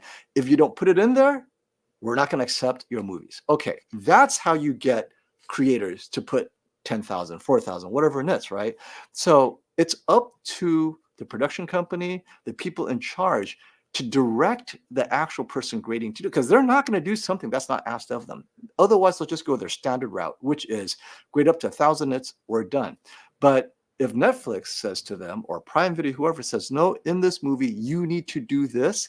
Now, the question is, if there is a monitor that does go to 4,000 nits, will the production companies care from the leadership level? I don't think so. Now, the creator, if he is independent and he wants to do his thing, oh, this is a documentary, I want to capture the sun and the safari, the Sahara Desert, I need it to do this. I understand, and they will go with that. But is there any pushback? Does it cost more? Does it bring in more viewers? Can they market this? So they're going to call in marketing. Hey, can we sell more subscriptions if we do this? Like Prime, remember Prime Video with the 8K? We're going to get more people in to watch. Was it can't rewind it. Lord of the Rings with 8K? It was horrible. That's still one of the best. FOMO and I were watching the trailer, and that's on my 8K on a live video, stream. right? So if we're doing a live stream, he's like, he goes, I can't rewind. Let me try and back it up. He goes, actually, I can't back it up. So can't all our 8K, bleeding, go back. Our bleeding edge, we lost the ability to rewind and fast forward. Sorry about that. No, but that's why 4,000 nits. nits.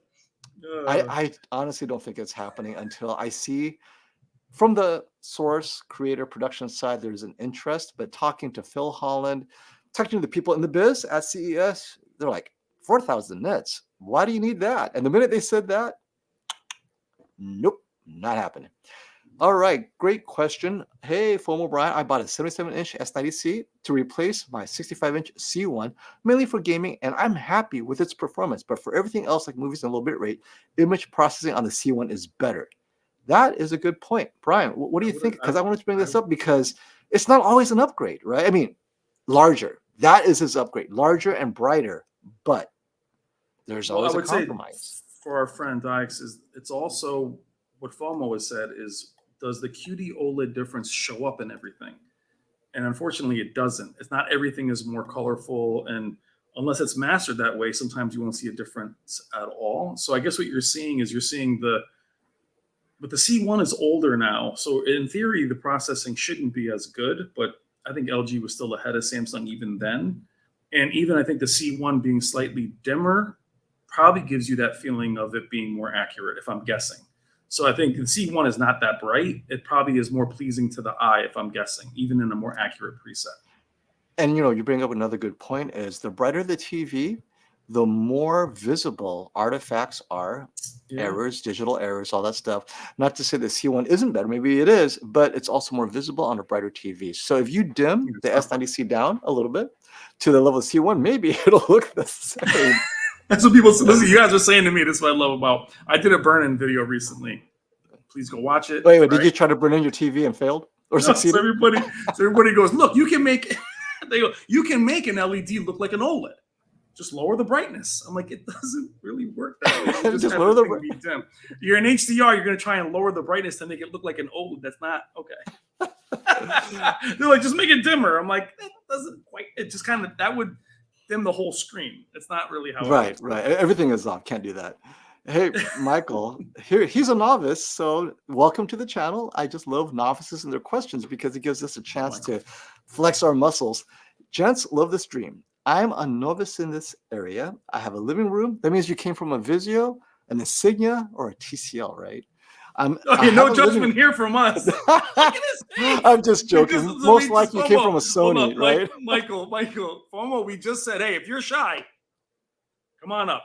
So, Michael, clearly you came from an Insignia.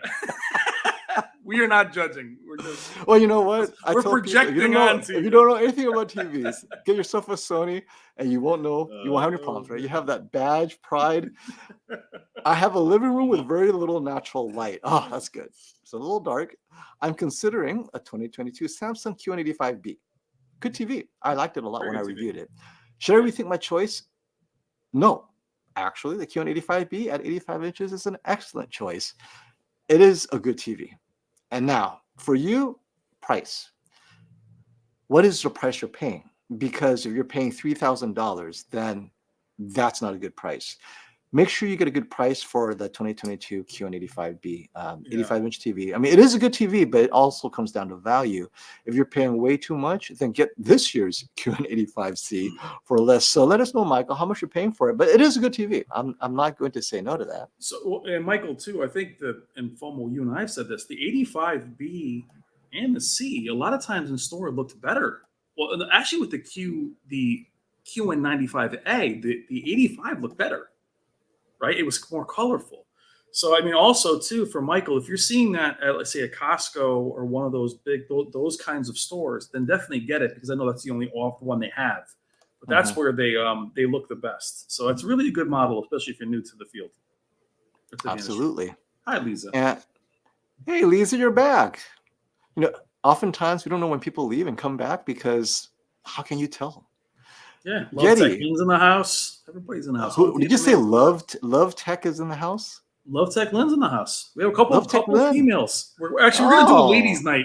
We're doing a ladies' night. We are going to do a ladies' night. It was inspired by the four ladies that come here regularly. So we're going to have ladies' night for ladies' night. Oh, what a night. Man. With some 60s, 70s music. Hey, Getty. It's raining, man. Is outselling the S95C in all sizes, and so it should. This is the craziness of it all. The S90C buy one. I know you need to get one just to have it. The S90C is so similar to the S95C in so many ways. It would shock me if it didn't outsell because it's one of those rare times. Samsung does this often. You notice the Q8FN, the Q8FN, the Q9FN. The 8FN was almost as good as 9FN, sold like hotcakes. The QN doing it. The Q90R. Yeah, but KS8000 was the popular one over the KS9000. Mm-hmm. So 90R, I thought it was better than their 8K equivalent. Definitely the 900TS sucked as an 8K TV, as a TV, even though it's 8K, beaten out by the Q90A. Or what's the TV that year? And then, so yeah, Samsung does this very well. Their second tier, the Q85B, I thought was excellent. I thought that was better than the Q90B or 95B. And after that, yep. And this year we have the S90C 77-inch that matched, if not beat, the S95C in many ownership experience ways because it didn't have the One Connect box. So this year, those who are on a budget are winning big with the S90C, no doubt.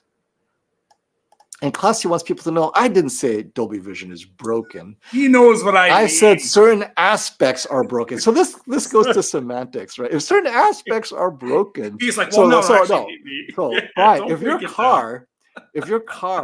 If the seatbelt doesn't work, is it broken? It still works, right? If the brakes don't work, if I don't go through the windshield, but the seatbelt doesn't work and I go through the windshield. He knows what I mean. What I'm trying to say is people have taken that and then won't buy a TV because they hear Dolby, or even the gaming modes, HIG's broken. Okay, it might not look as accurate. It's not broken to where now it's a weakness. So when we say like upscaling is better, we're saying it's better, but for us, even slightly better is better because we are incrementally doing things. So, what's up, Lisa? I love Dartman's ultimate neutralizer. Dolby Vision looks great to me on my Beast by the A95L and on the TCL. So yeah, Terry, that's Terry. Terry's cutting edge. So Terry had the TCL first mini LED, which was the Q. What was that? No, it wasn't a TCL. It was TCL had the first mini LED. Well, you had the 8 series. That was the first So he had the first one right? because I know it got Yeah. better after, and then Mhm. he has a Z9K, and nobody was happier at CES last year than Terry because he had the Z9K, and he's like, nope. Maybe he bought it after, but he was happy as hell because now he's got the beast for 2 years. So Now, Classy wants to throw in his prediction. So he and KG are trying to see what's going to happen with Sony in 2024 because today name is change. CES Woo! Sony. So to fool consumers, right? If you We're change your name, jumping, it's an baby. all-new TV. I think Sony may change their naming or lineup altogether. So it could be the same technology with just different names. I believe they will have a step down. No, this is big though. Step down QD-OLED next year, similar to the A95K for A80L. So it's kind of like the A80L and A75L this year. Remember, Brian, they're a few $100s apart, where the A75L lacked the audio, didn't have the onboard microphone on the TV. The stand options were limited, right? But the image was very similar. So if exactly the same. Sony did it, right, no acoustic glass on the A95M. Let's say that, the A95M and the A90M, right? The A95 would have all the bells and whistles, and the A90 would just have the cheaper everything all around, except the image quality and processor should be very similar, if not the same, because they don't want to change the TVs too much. It's cheaper to have everything run off the same production line in terms of that part of it, but then kind of give them cheaper stuff. Maybe, cheaper stamp. But the thing is, you're only saving about $300. You notice the price difference between the A80L and the A75L is about $200 to $300. Is it worth it to drop it for only $200 or $300? I want it to go even lower though. That's the thing. The A75L was so limited that they weren't even releasing them for reviewers. So, I mean, Robert did end up getting them, and I know that they're a bet. If I wanted to get one, I had to go to Best Buy and get one. So let's see how they did it. And this is going to what you were saying. I set up my Panasonic properly and set my tone mapping to static, and it graded out. Is this normal? So if it graded out, maybe you are watching SDR. Static active is only active in HDR. So home theater man, make sure the source you're watching on the pen isn't an SDR disc, because static or active is tone mapping, which is only applicable to HDR. Yeah, let us know, home theater man. What were you watching? Share with us. Well, the problem sometimes, I think when you check those menus, the TV falls out of HDR. You're like, damn! We see that with when we do YouTube demos. How come the settings aren't in HDR? You paused it, the content's not playing, so it's not in HDR. Oh yeah, it was the Lord of Terry. That was the Hobbit show. That was what we watched. That Lord of the Rings. Lord of the Rings. It was it was a prequel, Lord of the Rings prequel. Yeah, to her show. Yeah. And Craig Osterberg in the house. I was gonna call pervinets something else, because I did Brian when I did Brian the rapist. Brian, was it tech therapy? I put Brian tech therapist, and look, it said Brian the rapist. and you two wanted to kick it out, right? I probably shouldn't put those together. All right. Hello, fine gentlemen. Hello, pervnets. TCL owned the cheap large screen niche, which is the 98-inch S5 selling at, well, it was 2,500, so maybe it went up to 3,000, but it was 2,500 Best Buy. Now 100-inch U8K took the torch. Yes, that is at 3,000. What do you think? Will TCL step up the game and start selling the 98-inch at 3,000, the DM8? So, or maybe he meant QM8. So here's the thing that's interesting. In the US, this TCL is attempting to sell high, but give you, their pricing to me is too high. It doesn't have to be that high, and it shouldn't. Hisense is more realistic with its pricing. They're very aggressive. They're selling based on what they think the perceived value of a Hisense is. TCL, their perceived value, it's a bit higher than they think it really is.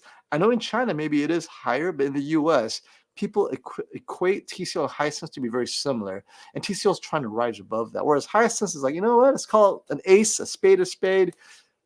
We're not an impressive brand in the US, so we will price accordingly. And people gobbled it up, right? 3,500, 3,000 for the U8K, 100-inch. Whereas TCL for that price, 2,500, 3,000, they're giving you a TV, the S5, that has no dimming zones. And that TV should be $2,000, frankly, right? Yeah. So I think TCL is making a huge margin. They're making a lot of money. And if they can get away with it, great. But I don't know if the regional leadership in the USA will allow TCL to sell so cheaply for whatever reason. Now, eventually, they end up being the same price. QM8 and UAK are now the same price, if not similar, within $50. But this large TV, TCL is really, it's still too high, I think. They need to price it like Hisense. But eventually, reality will slap them in the face. Well, we're going to talk to Bruce, right, Brian? So Bruce is the product guy at TCL, and he wants to hear the hard questions. So we're going to give him a slap in the face and go, why are you guys so expensive? But you know what? Didn't you see that on Amazon, something with the QM8, there was a very high percentage of them sold? You saw something about, when I had you look up the defect rate, you're like, yeah, but they're selling, they were still, their star rate was very high. I love Tech Lynn. How are you? Loving the ladies. Did you even read the question or no? No, there was a question? I saw it was a lady. Was there even a question? Hey, FOMO, Brian, Asian classy Lisa. I'm hoping. Dude, he's like, I love them ladies. Whoop! Who cares what they have to say, though? Oh, now I'm not going to hear the end of it. I hope not to get FOMO during CES. No judgment. The G3. I love what the LG. I can make TV the way I like it. Brighter. Harder to adjust on the A90J. And the G3 is just brighter all around. But yeah, I do like the G3. It's a little expensive, but I do like the G3 for what you get. So now I'm self-conscious. Now every time I see Love Tech, I'm going to have to read everything through. We said to the other guy, look, don't be shy. Ask a question. You're coming from insignia. And then one of our ladies asked a question. He's like, sup? Next. That's because we got nervous. That's what happened. We get nervous. It wasn't that we get nervous. We're being dismissive, Lynn. We just get nervous around the ladies. Yes. You guys are killing me.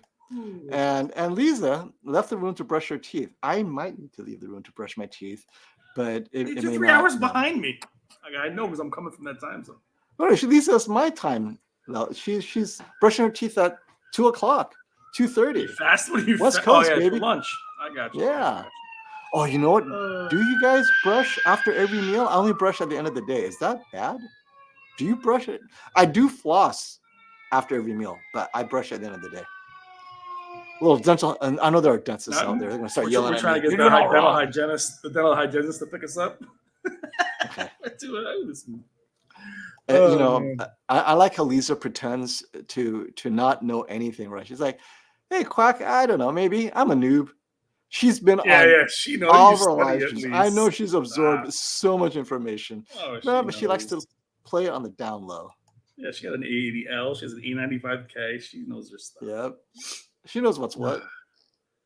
Hey, thank you for that super chat, Reggie Burris.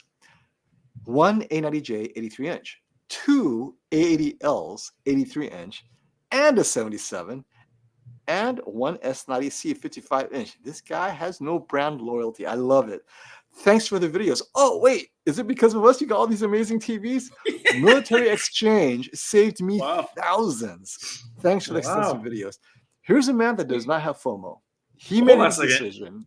Hold on a second. So, Reggie, thank you for your service, by the way, my friend. Yes. You went and got a 1 A90J 83, 2 A80Ls at 83, and a 77. So you have you got 4 TVs there. And then just for a little cherry on top, you got yourself a QD-OLED. Yeah, you had everybody beat here, my friend. You just covered the entire spectrum. Just grab yourself an LED on the way out the door. Just Military Exchange, baby. Dude, respect, man. Great job. Wow. I'm loving it. Thank you. I'd love to see that cart, even with the exchange. But thank you for your service, my friend. And yes, you do, Lisa. You ladies do ask excellent questions as long as I read them. He doesn't read them, though. He's like, hey, sweetheart. What's up? Next. You see his wife smacks him in the head. I'm sorry, I wasn't. I love you guys. He said no. Reggie said not at the same time. All right, bro. I got you. Hey, but that's still within the last 2 years, right? That's still pretty amazing, though, Reggie. That's still pretty amazing. Jose, we're doing fine.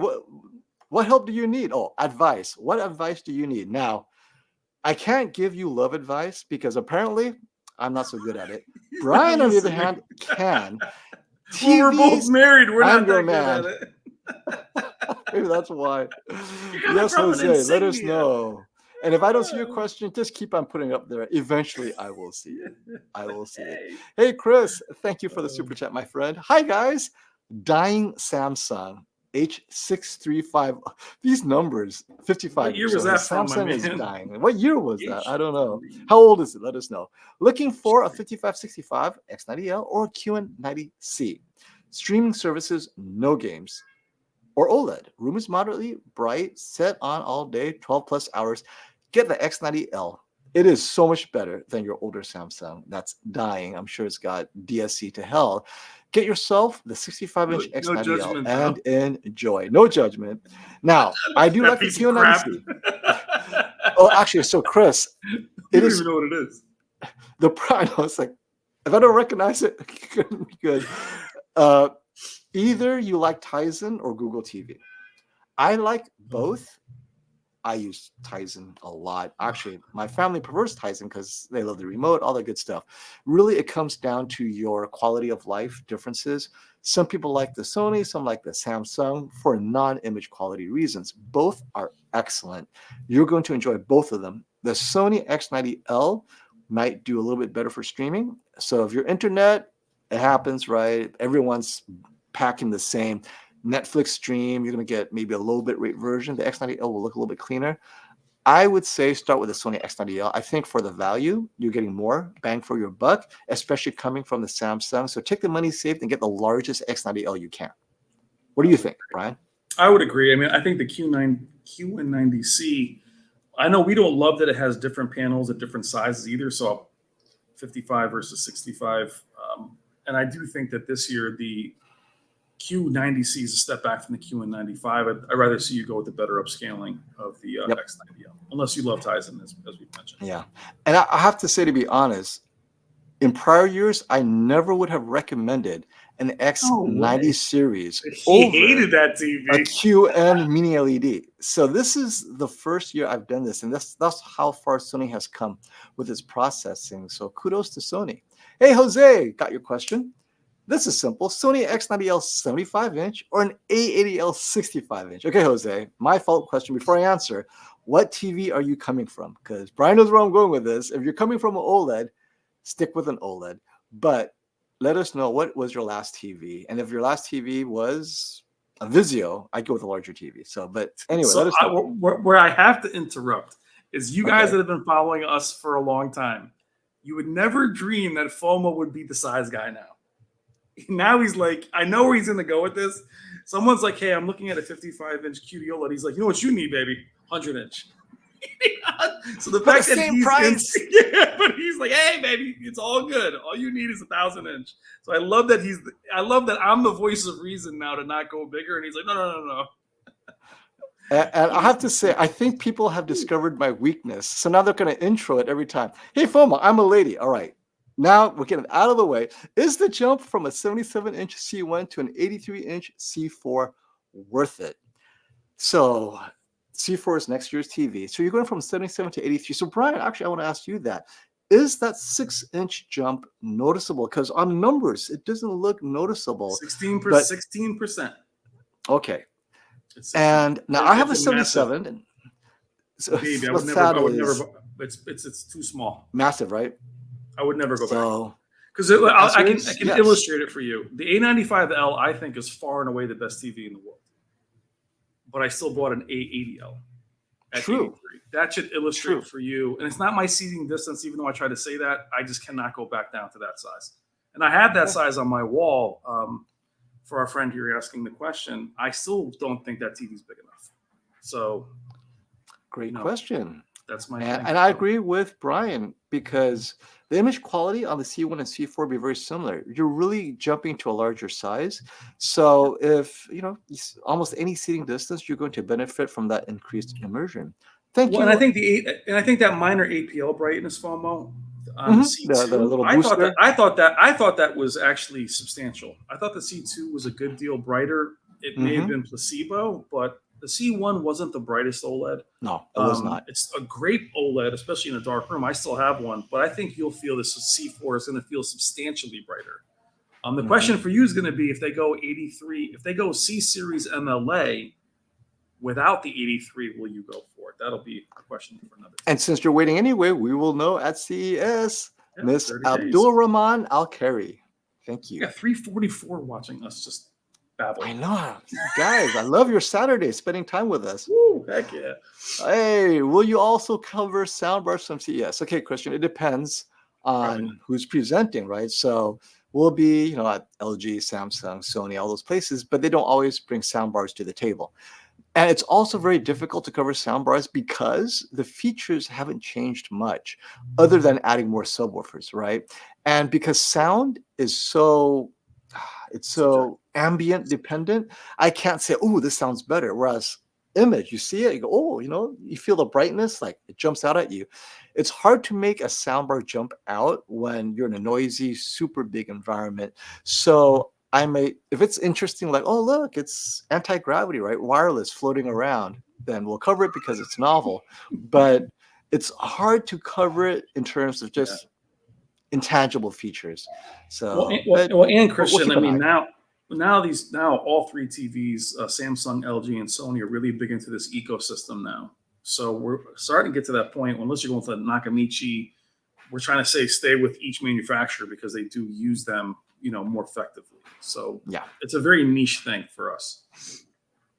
And Terry, you had a Vizio soundbar on that Z9K, baby. Damn. Michael loves the sarcasm and banter. We do too. The price of who has that? We have that. Is it us? Or is it a chat? Because that chat is full of sarcasm and banter. The price for the Samsung Q95B is $2,250. Okay, I think that's a bit expensive because I see it for $2,250 for the QN85C. Is that reasonable, or should I buy the Samsung Q95C 85-inch? Yeah, Brian, I always, when it comes to Samsung, go with the newer one. They definitely do have subtle improvements year to year, whether it's a better processor or whatever. You don't really see it, but it actually is a good upgrade for very subtle reasons. So yeah, go with the QN85C 85-inch because it should be very similar. I think Best Buy had it for $2,250. So excellent, yeah. The chances are they haven't updated the price. It probably should be a lower price. So I would double check to make sure that they've updated the price. And I found Chris's follow-up here. His TV is about 7. So remember this one. It's about 7 years old. So yeah, X90L, get the largest X90L, and you'll be thrilled for sure. Yep. I think the size impact is going to be significant and better for you. Well, everything though, for a TV that old, the brightness and everything will be good. You'll be happy. Oh yeah, yeah. Colors, HDR. And Reggie's back, just to let you know. Got the A90J last year. Thanks again, fellas. Enjoying the banter. We appreciate you, Reggie. Thank you for that super chat. Are we bantering? What is banter?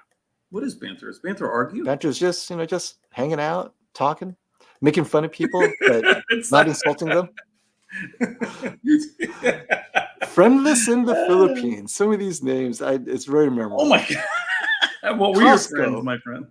Yes, we are friends. You're not friendless in the USA. Costco S90C version has 60-watt speakers compared to 40-watt for their... Oh, that's how they separate themselves. Excellent. Wow. Do you think it sounds much better? No reviews. So, just to be fair, I rarely, if ever, talk about TV audio unless it's like, whoa, this is like amazing. And for me, the A95L really jumped out. So, when you're talking about a 20-watt difference, it's going to really reveal itself on the higher end, right? Maybe the SPL will be louder, but if you don't listen to it loud anyway, it should be very similar. But that's not why you get it. Get it at Costco because 5-year warranty, right? And easy return policy. That is why you get it at Costco. But other than that, it should be identical in every other way. Yeah. You can get some sweatpants, some tires, get your oil change while you're there. Yeah. Rotisserie chicken, a heater, blow dryer. Which part? I haven't slept in a while. Lynn, I think Love Tech Lynn is laughing at you, laughing at me. I was on a plane this morning at 6 a.m. The red eye boy. Woo!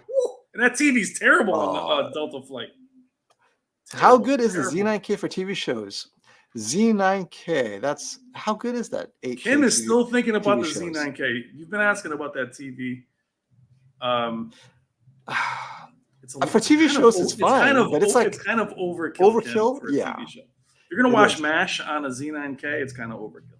Actually, the X95L looks better. If you're gonna watch MASH, don't watch it on an 8K TV. So, Kim, tell us what TV shows. Yeah, what are you watching? Is it the latest You're watching on Three's Paramount Company. Plus or You what? probably don't want that one. The Regal Beagle. Oh man. Now, okay, so just I'm not even generally speaking, drinking Kim, anything. I gotta wind up the whole week. Oh my the God. most current Sony has the best processing, and that always helps TV shows. Period.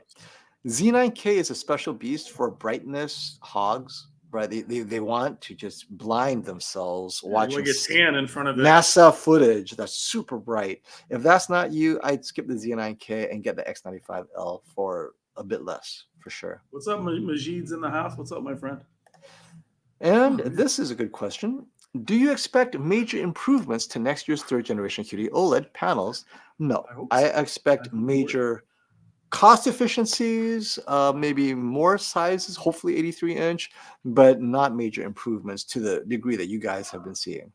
Well, Foma, where would you want them to really improve, right? I mean, so they are good. I mean, so I don't know where we would really For improve. me, it really is the average picture level ABL limits, maybe another 100 nits for those who watch hockey.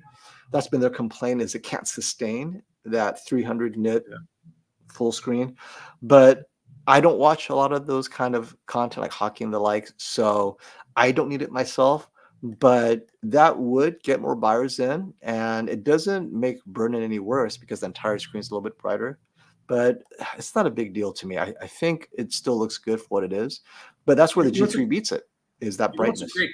a great comment from was Love Tech Lynn just put one up about the A90J and the G3, and she's right. The C2 caught up to the A90J in terms of processing. Oh, It's yeah. just that Sony. It's just that Sony pulled away again. That's Mhm. the difference, Lynn. Is the G3? It did catch up around that time, and then it pulled away again. Again, Kitty, what was your impression of Oh, you want to buy one? promo? He's like, I'm Was gonna it buy bright? it right now. We'll buy it right now, baby. So we're talking about the LG M3 No interest wireless in that. installation. So I had this live Use a stream a couple of laboratory. days ago. Okay, so if you guys aren't familiar with it, I had this live stream a couple of days ago this week. Brandon invited me to his installation at this very nice home, and they were replacing a wallpaper LG OLED with this M3, which is this year's wireless, right? It's a wireless, it's a zero connect box. The only wire is the power, and Brandon installed it behind the wall. So then perfect against the wall, no wires. And the reason is his wife did not want to see wires, right? It just no. And this TV did it because you don't have to run wires through the walls because HDMI cables fail, and when it fails, that's a nightmare to replace. This allows you to have everything in a box, separate and apart. So how bright, how good was it? And so this is the sad part. So we got there at 1:30, 2 o'clock, started the stream. By 5:30, the TV still wasn't on the wall. I had to leave, right? I've already been there 3.5 hours. So I was asking Brandon on the stream, hey, Brandon, this is where we're at. I see, after 3 hours, we have 8 holes. And he was so frustrated, not with us, but just with how everything was set up, because it wasn't what he expected, right? It had way too many studs and so forth. And he just could not help himself but share with me a couple of finger gymnastics, right? And I thought it was so funny. I never got to see the TV because even by, I think I left at almost 6, they still hadn't hung it. So I said, Brandon, I gotta leave. However, I will come back at a later time to talk to the homeowner. So I'll be back to talk to him, go over the TV itself, maybe play some content just to review the TV as it is in a vacuum, right? Because he knew what he was paying for, the wireless feature. It's like $30,000 for this TV. He could have gotten a 97-inch G2 for $25,000, paid a bit more because he wanted that wireless feature because, hey, if that's your budget, you do what you got to do to make the wife happy. But as far as my impressions of the M3, I never saw it that night, but I promised the homeowner I would be back to check it out. So, but he did buy it from Robert, and that's why Brandon was there, right? He asked Robert, hey, any great installers? He goes, well, Brandon called Brandon. We'll do a live stream there and have some fun. And that's what happened. So catch Brandon's video. I think it's up now. So you can see what it was. But Brandon pretty much told me, basically, it's like a G2, right? Or a C3. It doesn't have MLA. It looks like, as you would expect it to look, an excellent LG OLED TV without MLA. Ultimately, that's what it is. And, he has a PS5, all that's connected, and it looks like it worked out great. But yes, thanks for the follow-up. Oh, so great. Hey, Love Tech, go work and save. Oh, I thought you said I got to save lives. But enjoy your day, Love Tech Lynn. Working on a weekend sucks. All right. What are we doing? Oh, are we working? Is it work if we love what we do? I set you up for that. It's all love, baby. And Matt Hubert just wants to give me $2. But if you have a question, go ahead and throw it out there, Matt. Thank you so much. You guys all have these good headshots. I gotta start getting professional. I know. I need to upgrade my headshot. Matt Lee says, will the Sony 8K TV next year be a huge difference? If it has XR clear, that will be the difference. So the answer is XR clear on the 8K TV, yes. You're streaming like Kim. If you're watching TV shows, it will definitely look better. If you're the problem is we don't know if the Z9L actually had XR clear, so we don't know if they even did we don't know. We hope it does, right? Yeah, so it would be smart to just release that here with XR clear, right? And let's see. Interior would be mad as hell. I'd be like, what? Go. What happened? Come on, dude. Hey, everybody! Yes, please click smack like. Now, Brian, we have gone for 2 hours. What is your agenda? How long can I have you before we head out? And I will leave when you leave. Oh man, I'm gonna put all the pressure and the blame on me. If I'm like, all right, I'll see you later. Like, screw you! I'm out of here. It's 6 o'clock. Let's do another half hour. All right. We're gonna go another half hour, guys. I haven't seen my kids in 5 hours or 5 days. 5 hours. 5 hours. I love them. We're on vacation without them. Now, does KG hate LG? Now, with the new chip means that he likes LG. So if LG doesn't put in a new chip, that means KG will continue to hate LG, right, KG? So you don't hate LG, you hate the new KG, chip. LG, too close to his name. The old chip. I'm KG. I don't like LG. KG. No, I don't like the chip. So if LG doesn't put in a new chip, he will continue to hate LG. But he doesn't hate LG. I think you're going to be hating them for a while then. I can't see them buying a new chip or making it. Well, they do have a new processor, but what do you expect from the LG displays like this year, Brian?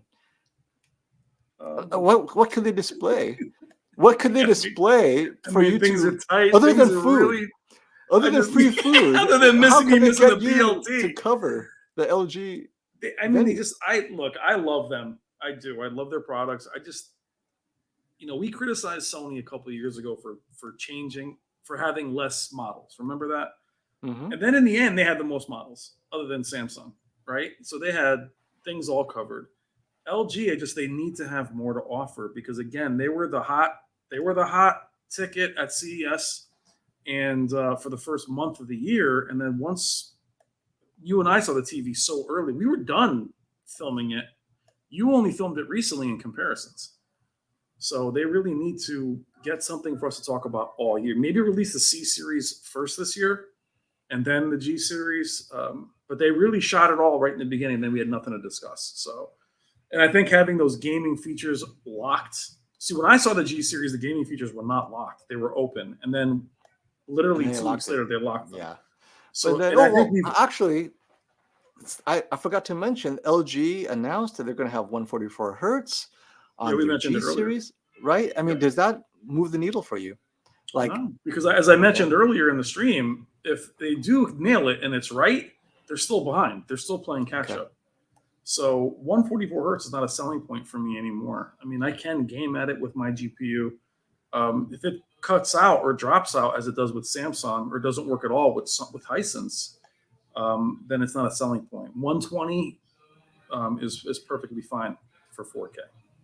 So well, that makes sense. Yes, in other words, you're not going to drop by the LG booth. No, I love it. Why you put words in my mouth? I'm definitely going by there. What do you think? I'm like this elitist now? I'm not KG, LG. I love I know. LG. Where's KG?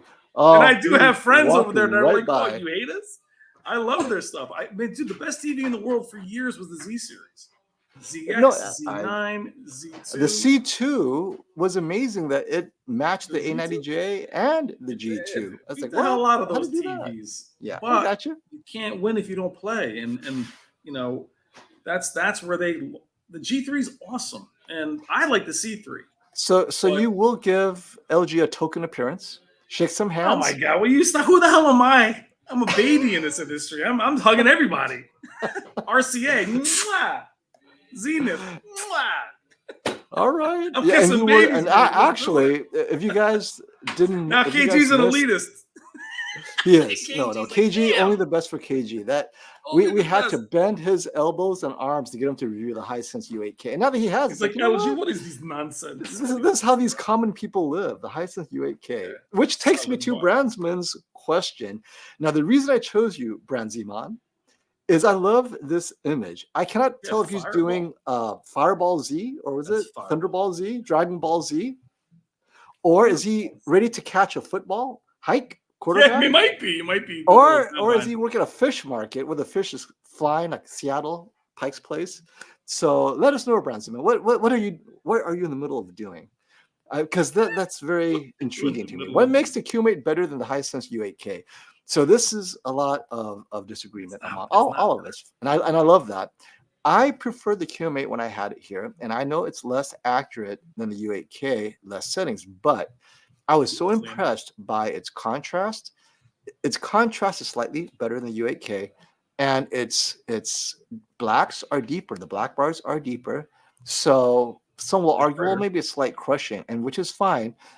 It was brighter overall when it came to sports content and whatever. Now, I was not impressed by its color settings or tone, warmth, temperature settings. It's either too warm, too cold, nothing in the middle, even after calibration, right? So FOMO on the settings, right? When you went to the color settings, it just said sorry.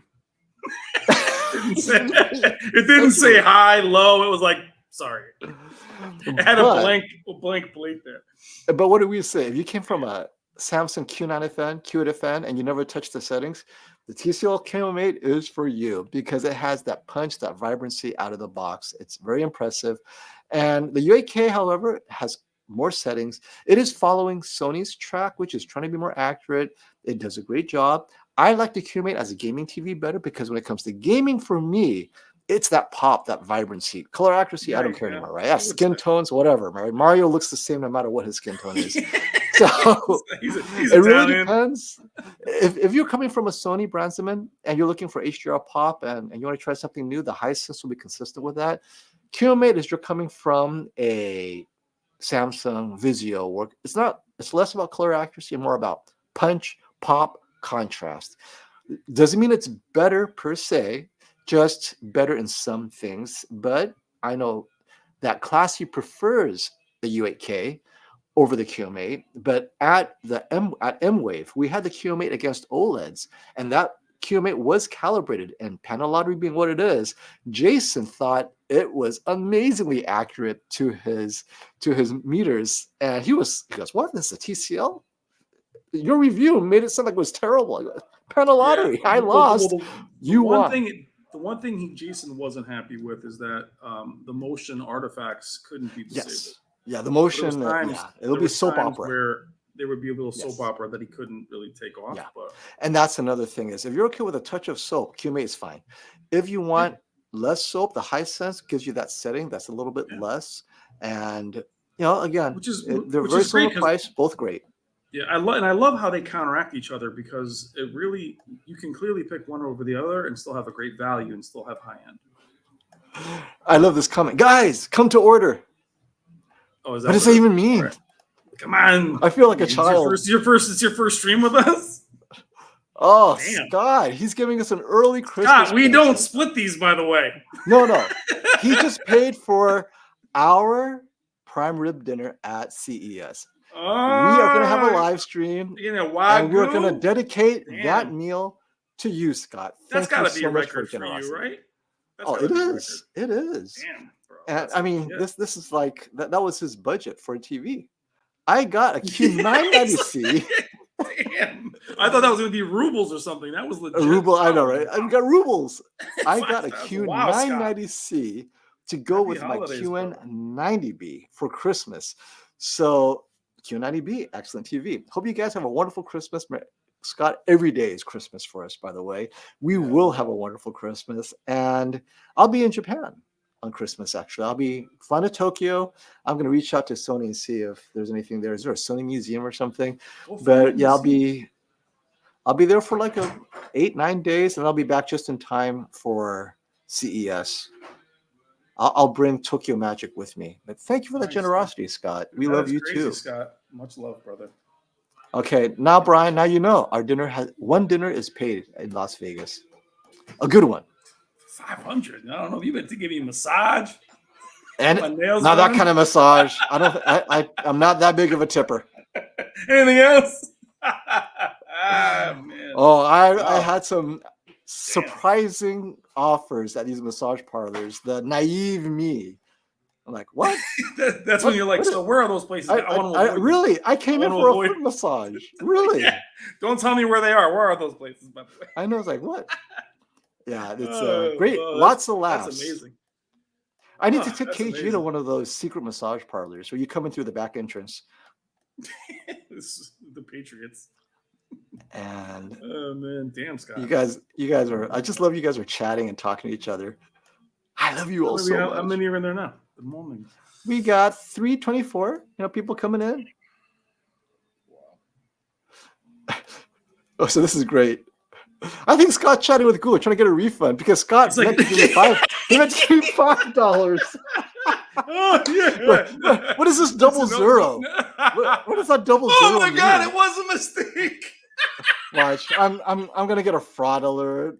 Google's like, wait, what are you doing, man? Was it really, bro? Oh my god. Scott, I'm so sorry. No give backs, baby. Wait. That was a mistake. It was supposed to be $5. Scott, what was going to be a steak dinner is now me and Brian sharing Some a nuggets. Starbucks coffee. One nugget. Yeah, bro. One chicken nugget. So I went from getting some Wagyu steak to chicken nuggets. The chicken. We have to share the chicken nuggets because it's $5. Ooh, Scott. I was gonna say, Hey, damn, Scott, you know what you have to do? You Go got to it your like credit that, card and Scott? say, "I'm sorry, this was not approved." And then It'll suddenly be they're like, fine. and it got to YouTube too, right? Double cheeseburger. See, this is a classic, Scott. Oh This is my a classic. God. I can see Scott seeing this. He's like, "What? He's like, $500? Wait, let's do this again." Did the wife see this? Like his wife's watching this. $500? You said we could have Christmas this year. You wouldn't let me go on vacation, and now you're buying this guy's a steak. I was gonna say you have a Q90B, but you're spending $500 on super chat. You're like, damn, bro, you gotta said buy we cheese can afford a steak. marriage counselor. What the hell is this? He's like, honey, I just don't. Hello? What? Oh, Showed up that for a was the job and best. never came back. Oh, you better cut that up and put that on a YouTube short. I have Jeez. to. Oh, man. Oh, you guys are. You know what? This would be a great time to stop. I don't think. And Scott is no longer. I mean, he's like making phone calls. He's on the internet. He's calling his friends. It's like, you gotta help me. I was The like wife Dr. saw it. Disrespect I for a can't- second. I I'm like, can't pull wow, back. we're getting those big donations now. Well, you Oh know, my when God. was it? Go big or go home. So Scott, very easy. Obviously, credit card. So just call your credit card. You have to wait to hit your statement. Scott, Don't worry. panic, baby. You have 30 days before it hits your statement or whenever your next statement is. The minute it hits your statement, you call them and you say, hey, you know what? No, I did not get $500 worth of value. Clearly, I did not receive what I paid for, right? Yes. And then you tell them, and then they will go to Google and dispute it, right? Because Google can't, technically, Google doesn't even see this. They don't care. But your credit card company will. So, Yeah, then, Or 10 to 20 business days, you'll be fine. yep. Scott, just Or you Scott, should here's just- one way. Start a channel. I'll give you $500. The problem is Google takes 20% both ways. So you're still gonna get less. So yeah, best just to get your credit card and dispute. I think just put you're gonna put it up as fraud and it's gonna cancel both our channels. I know. We're like, those guys, are they selling What happened to those Bitcoin guys? They again? stole money from me. I know. It's like they're selling Oh, NFT Scott, man. TVs. Scott, And, we appreciate the $5, brother. Don't ever. I mean, no, Scott, the laughter was worth it. I thought you were The deep laughter. in the yayo for 500. I mean, Come on, we man. went from a steak dinner at Caesar's to sharing a box of chicken nuggets across the It street. took me, you got me to Mike McDonald's drop. I thought you were doing It's like the the guy that yayo. almost won the lottery. Honey, they'll match. Yeah, you're not playing it right. It has to all match in one card.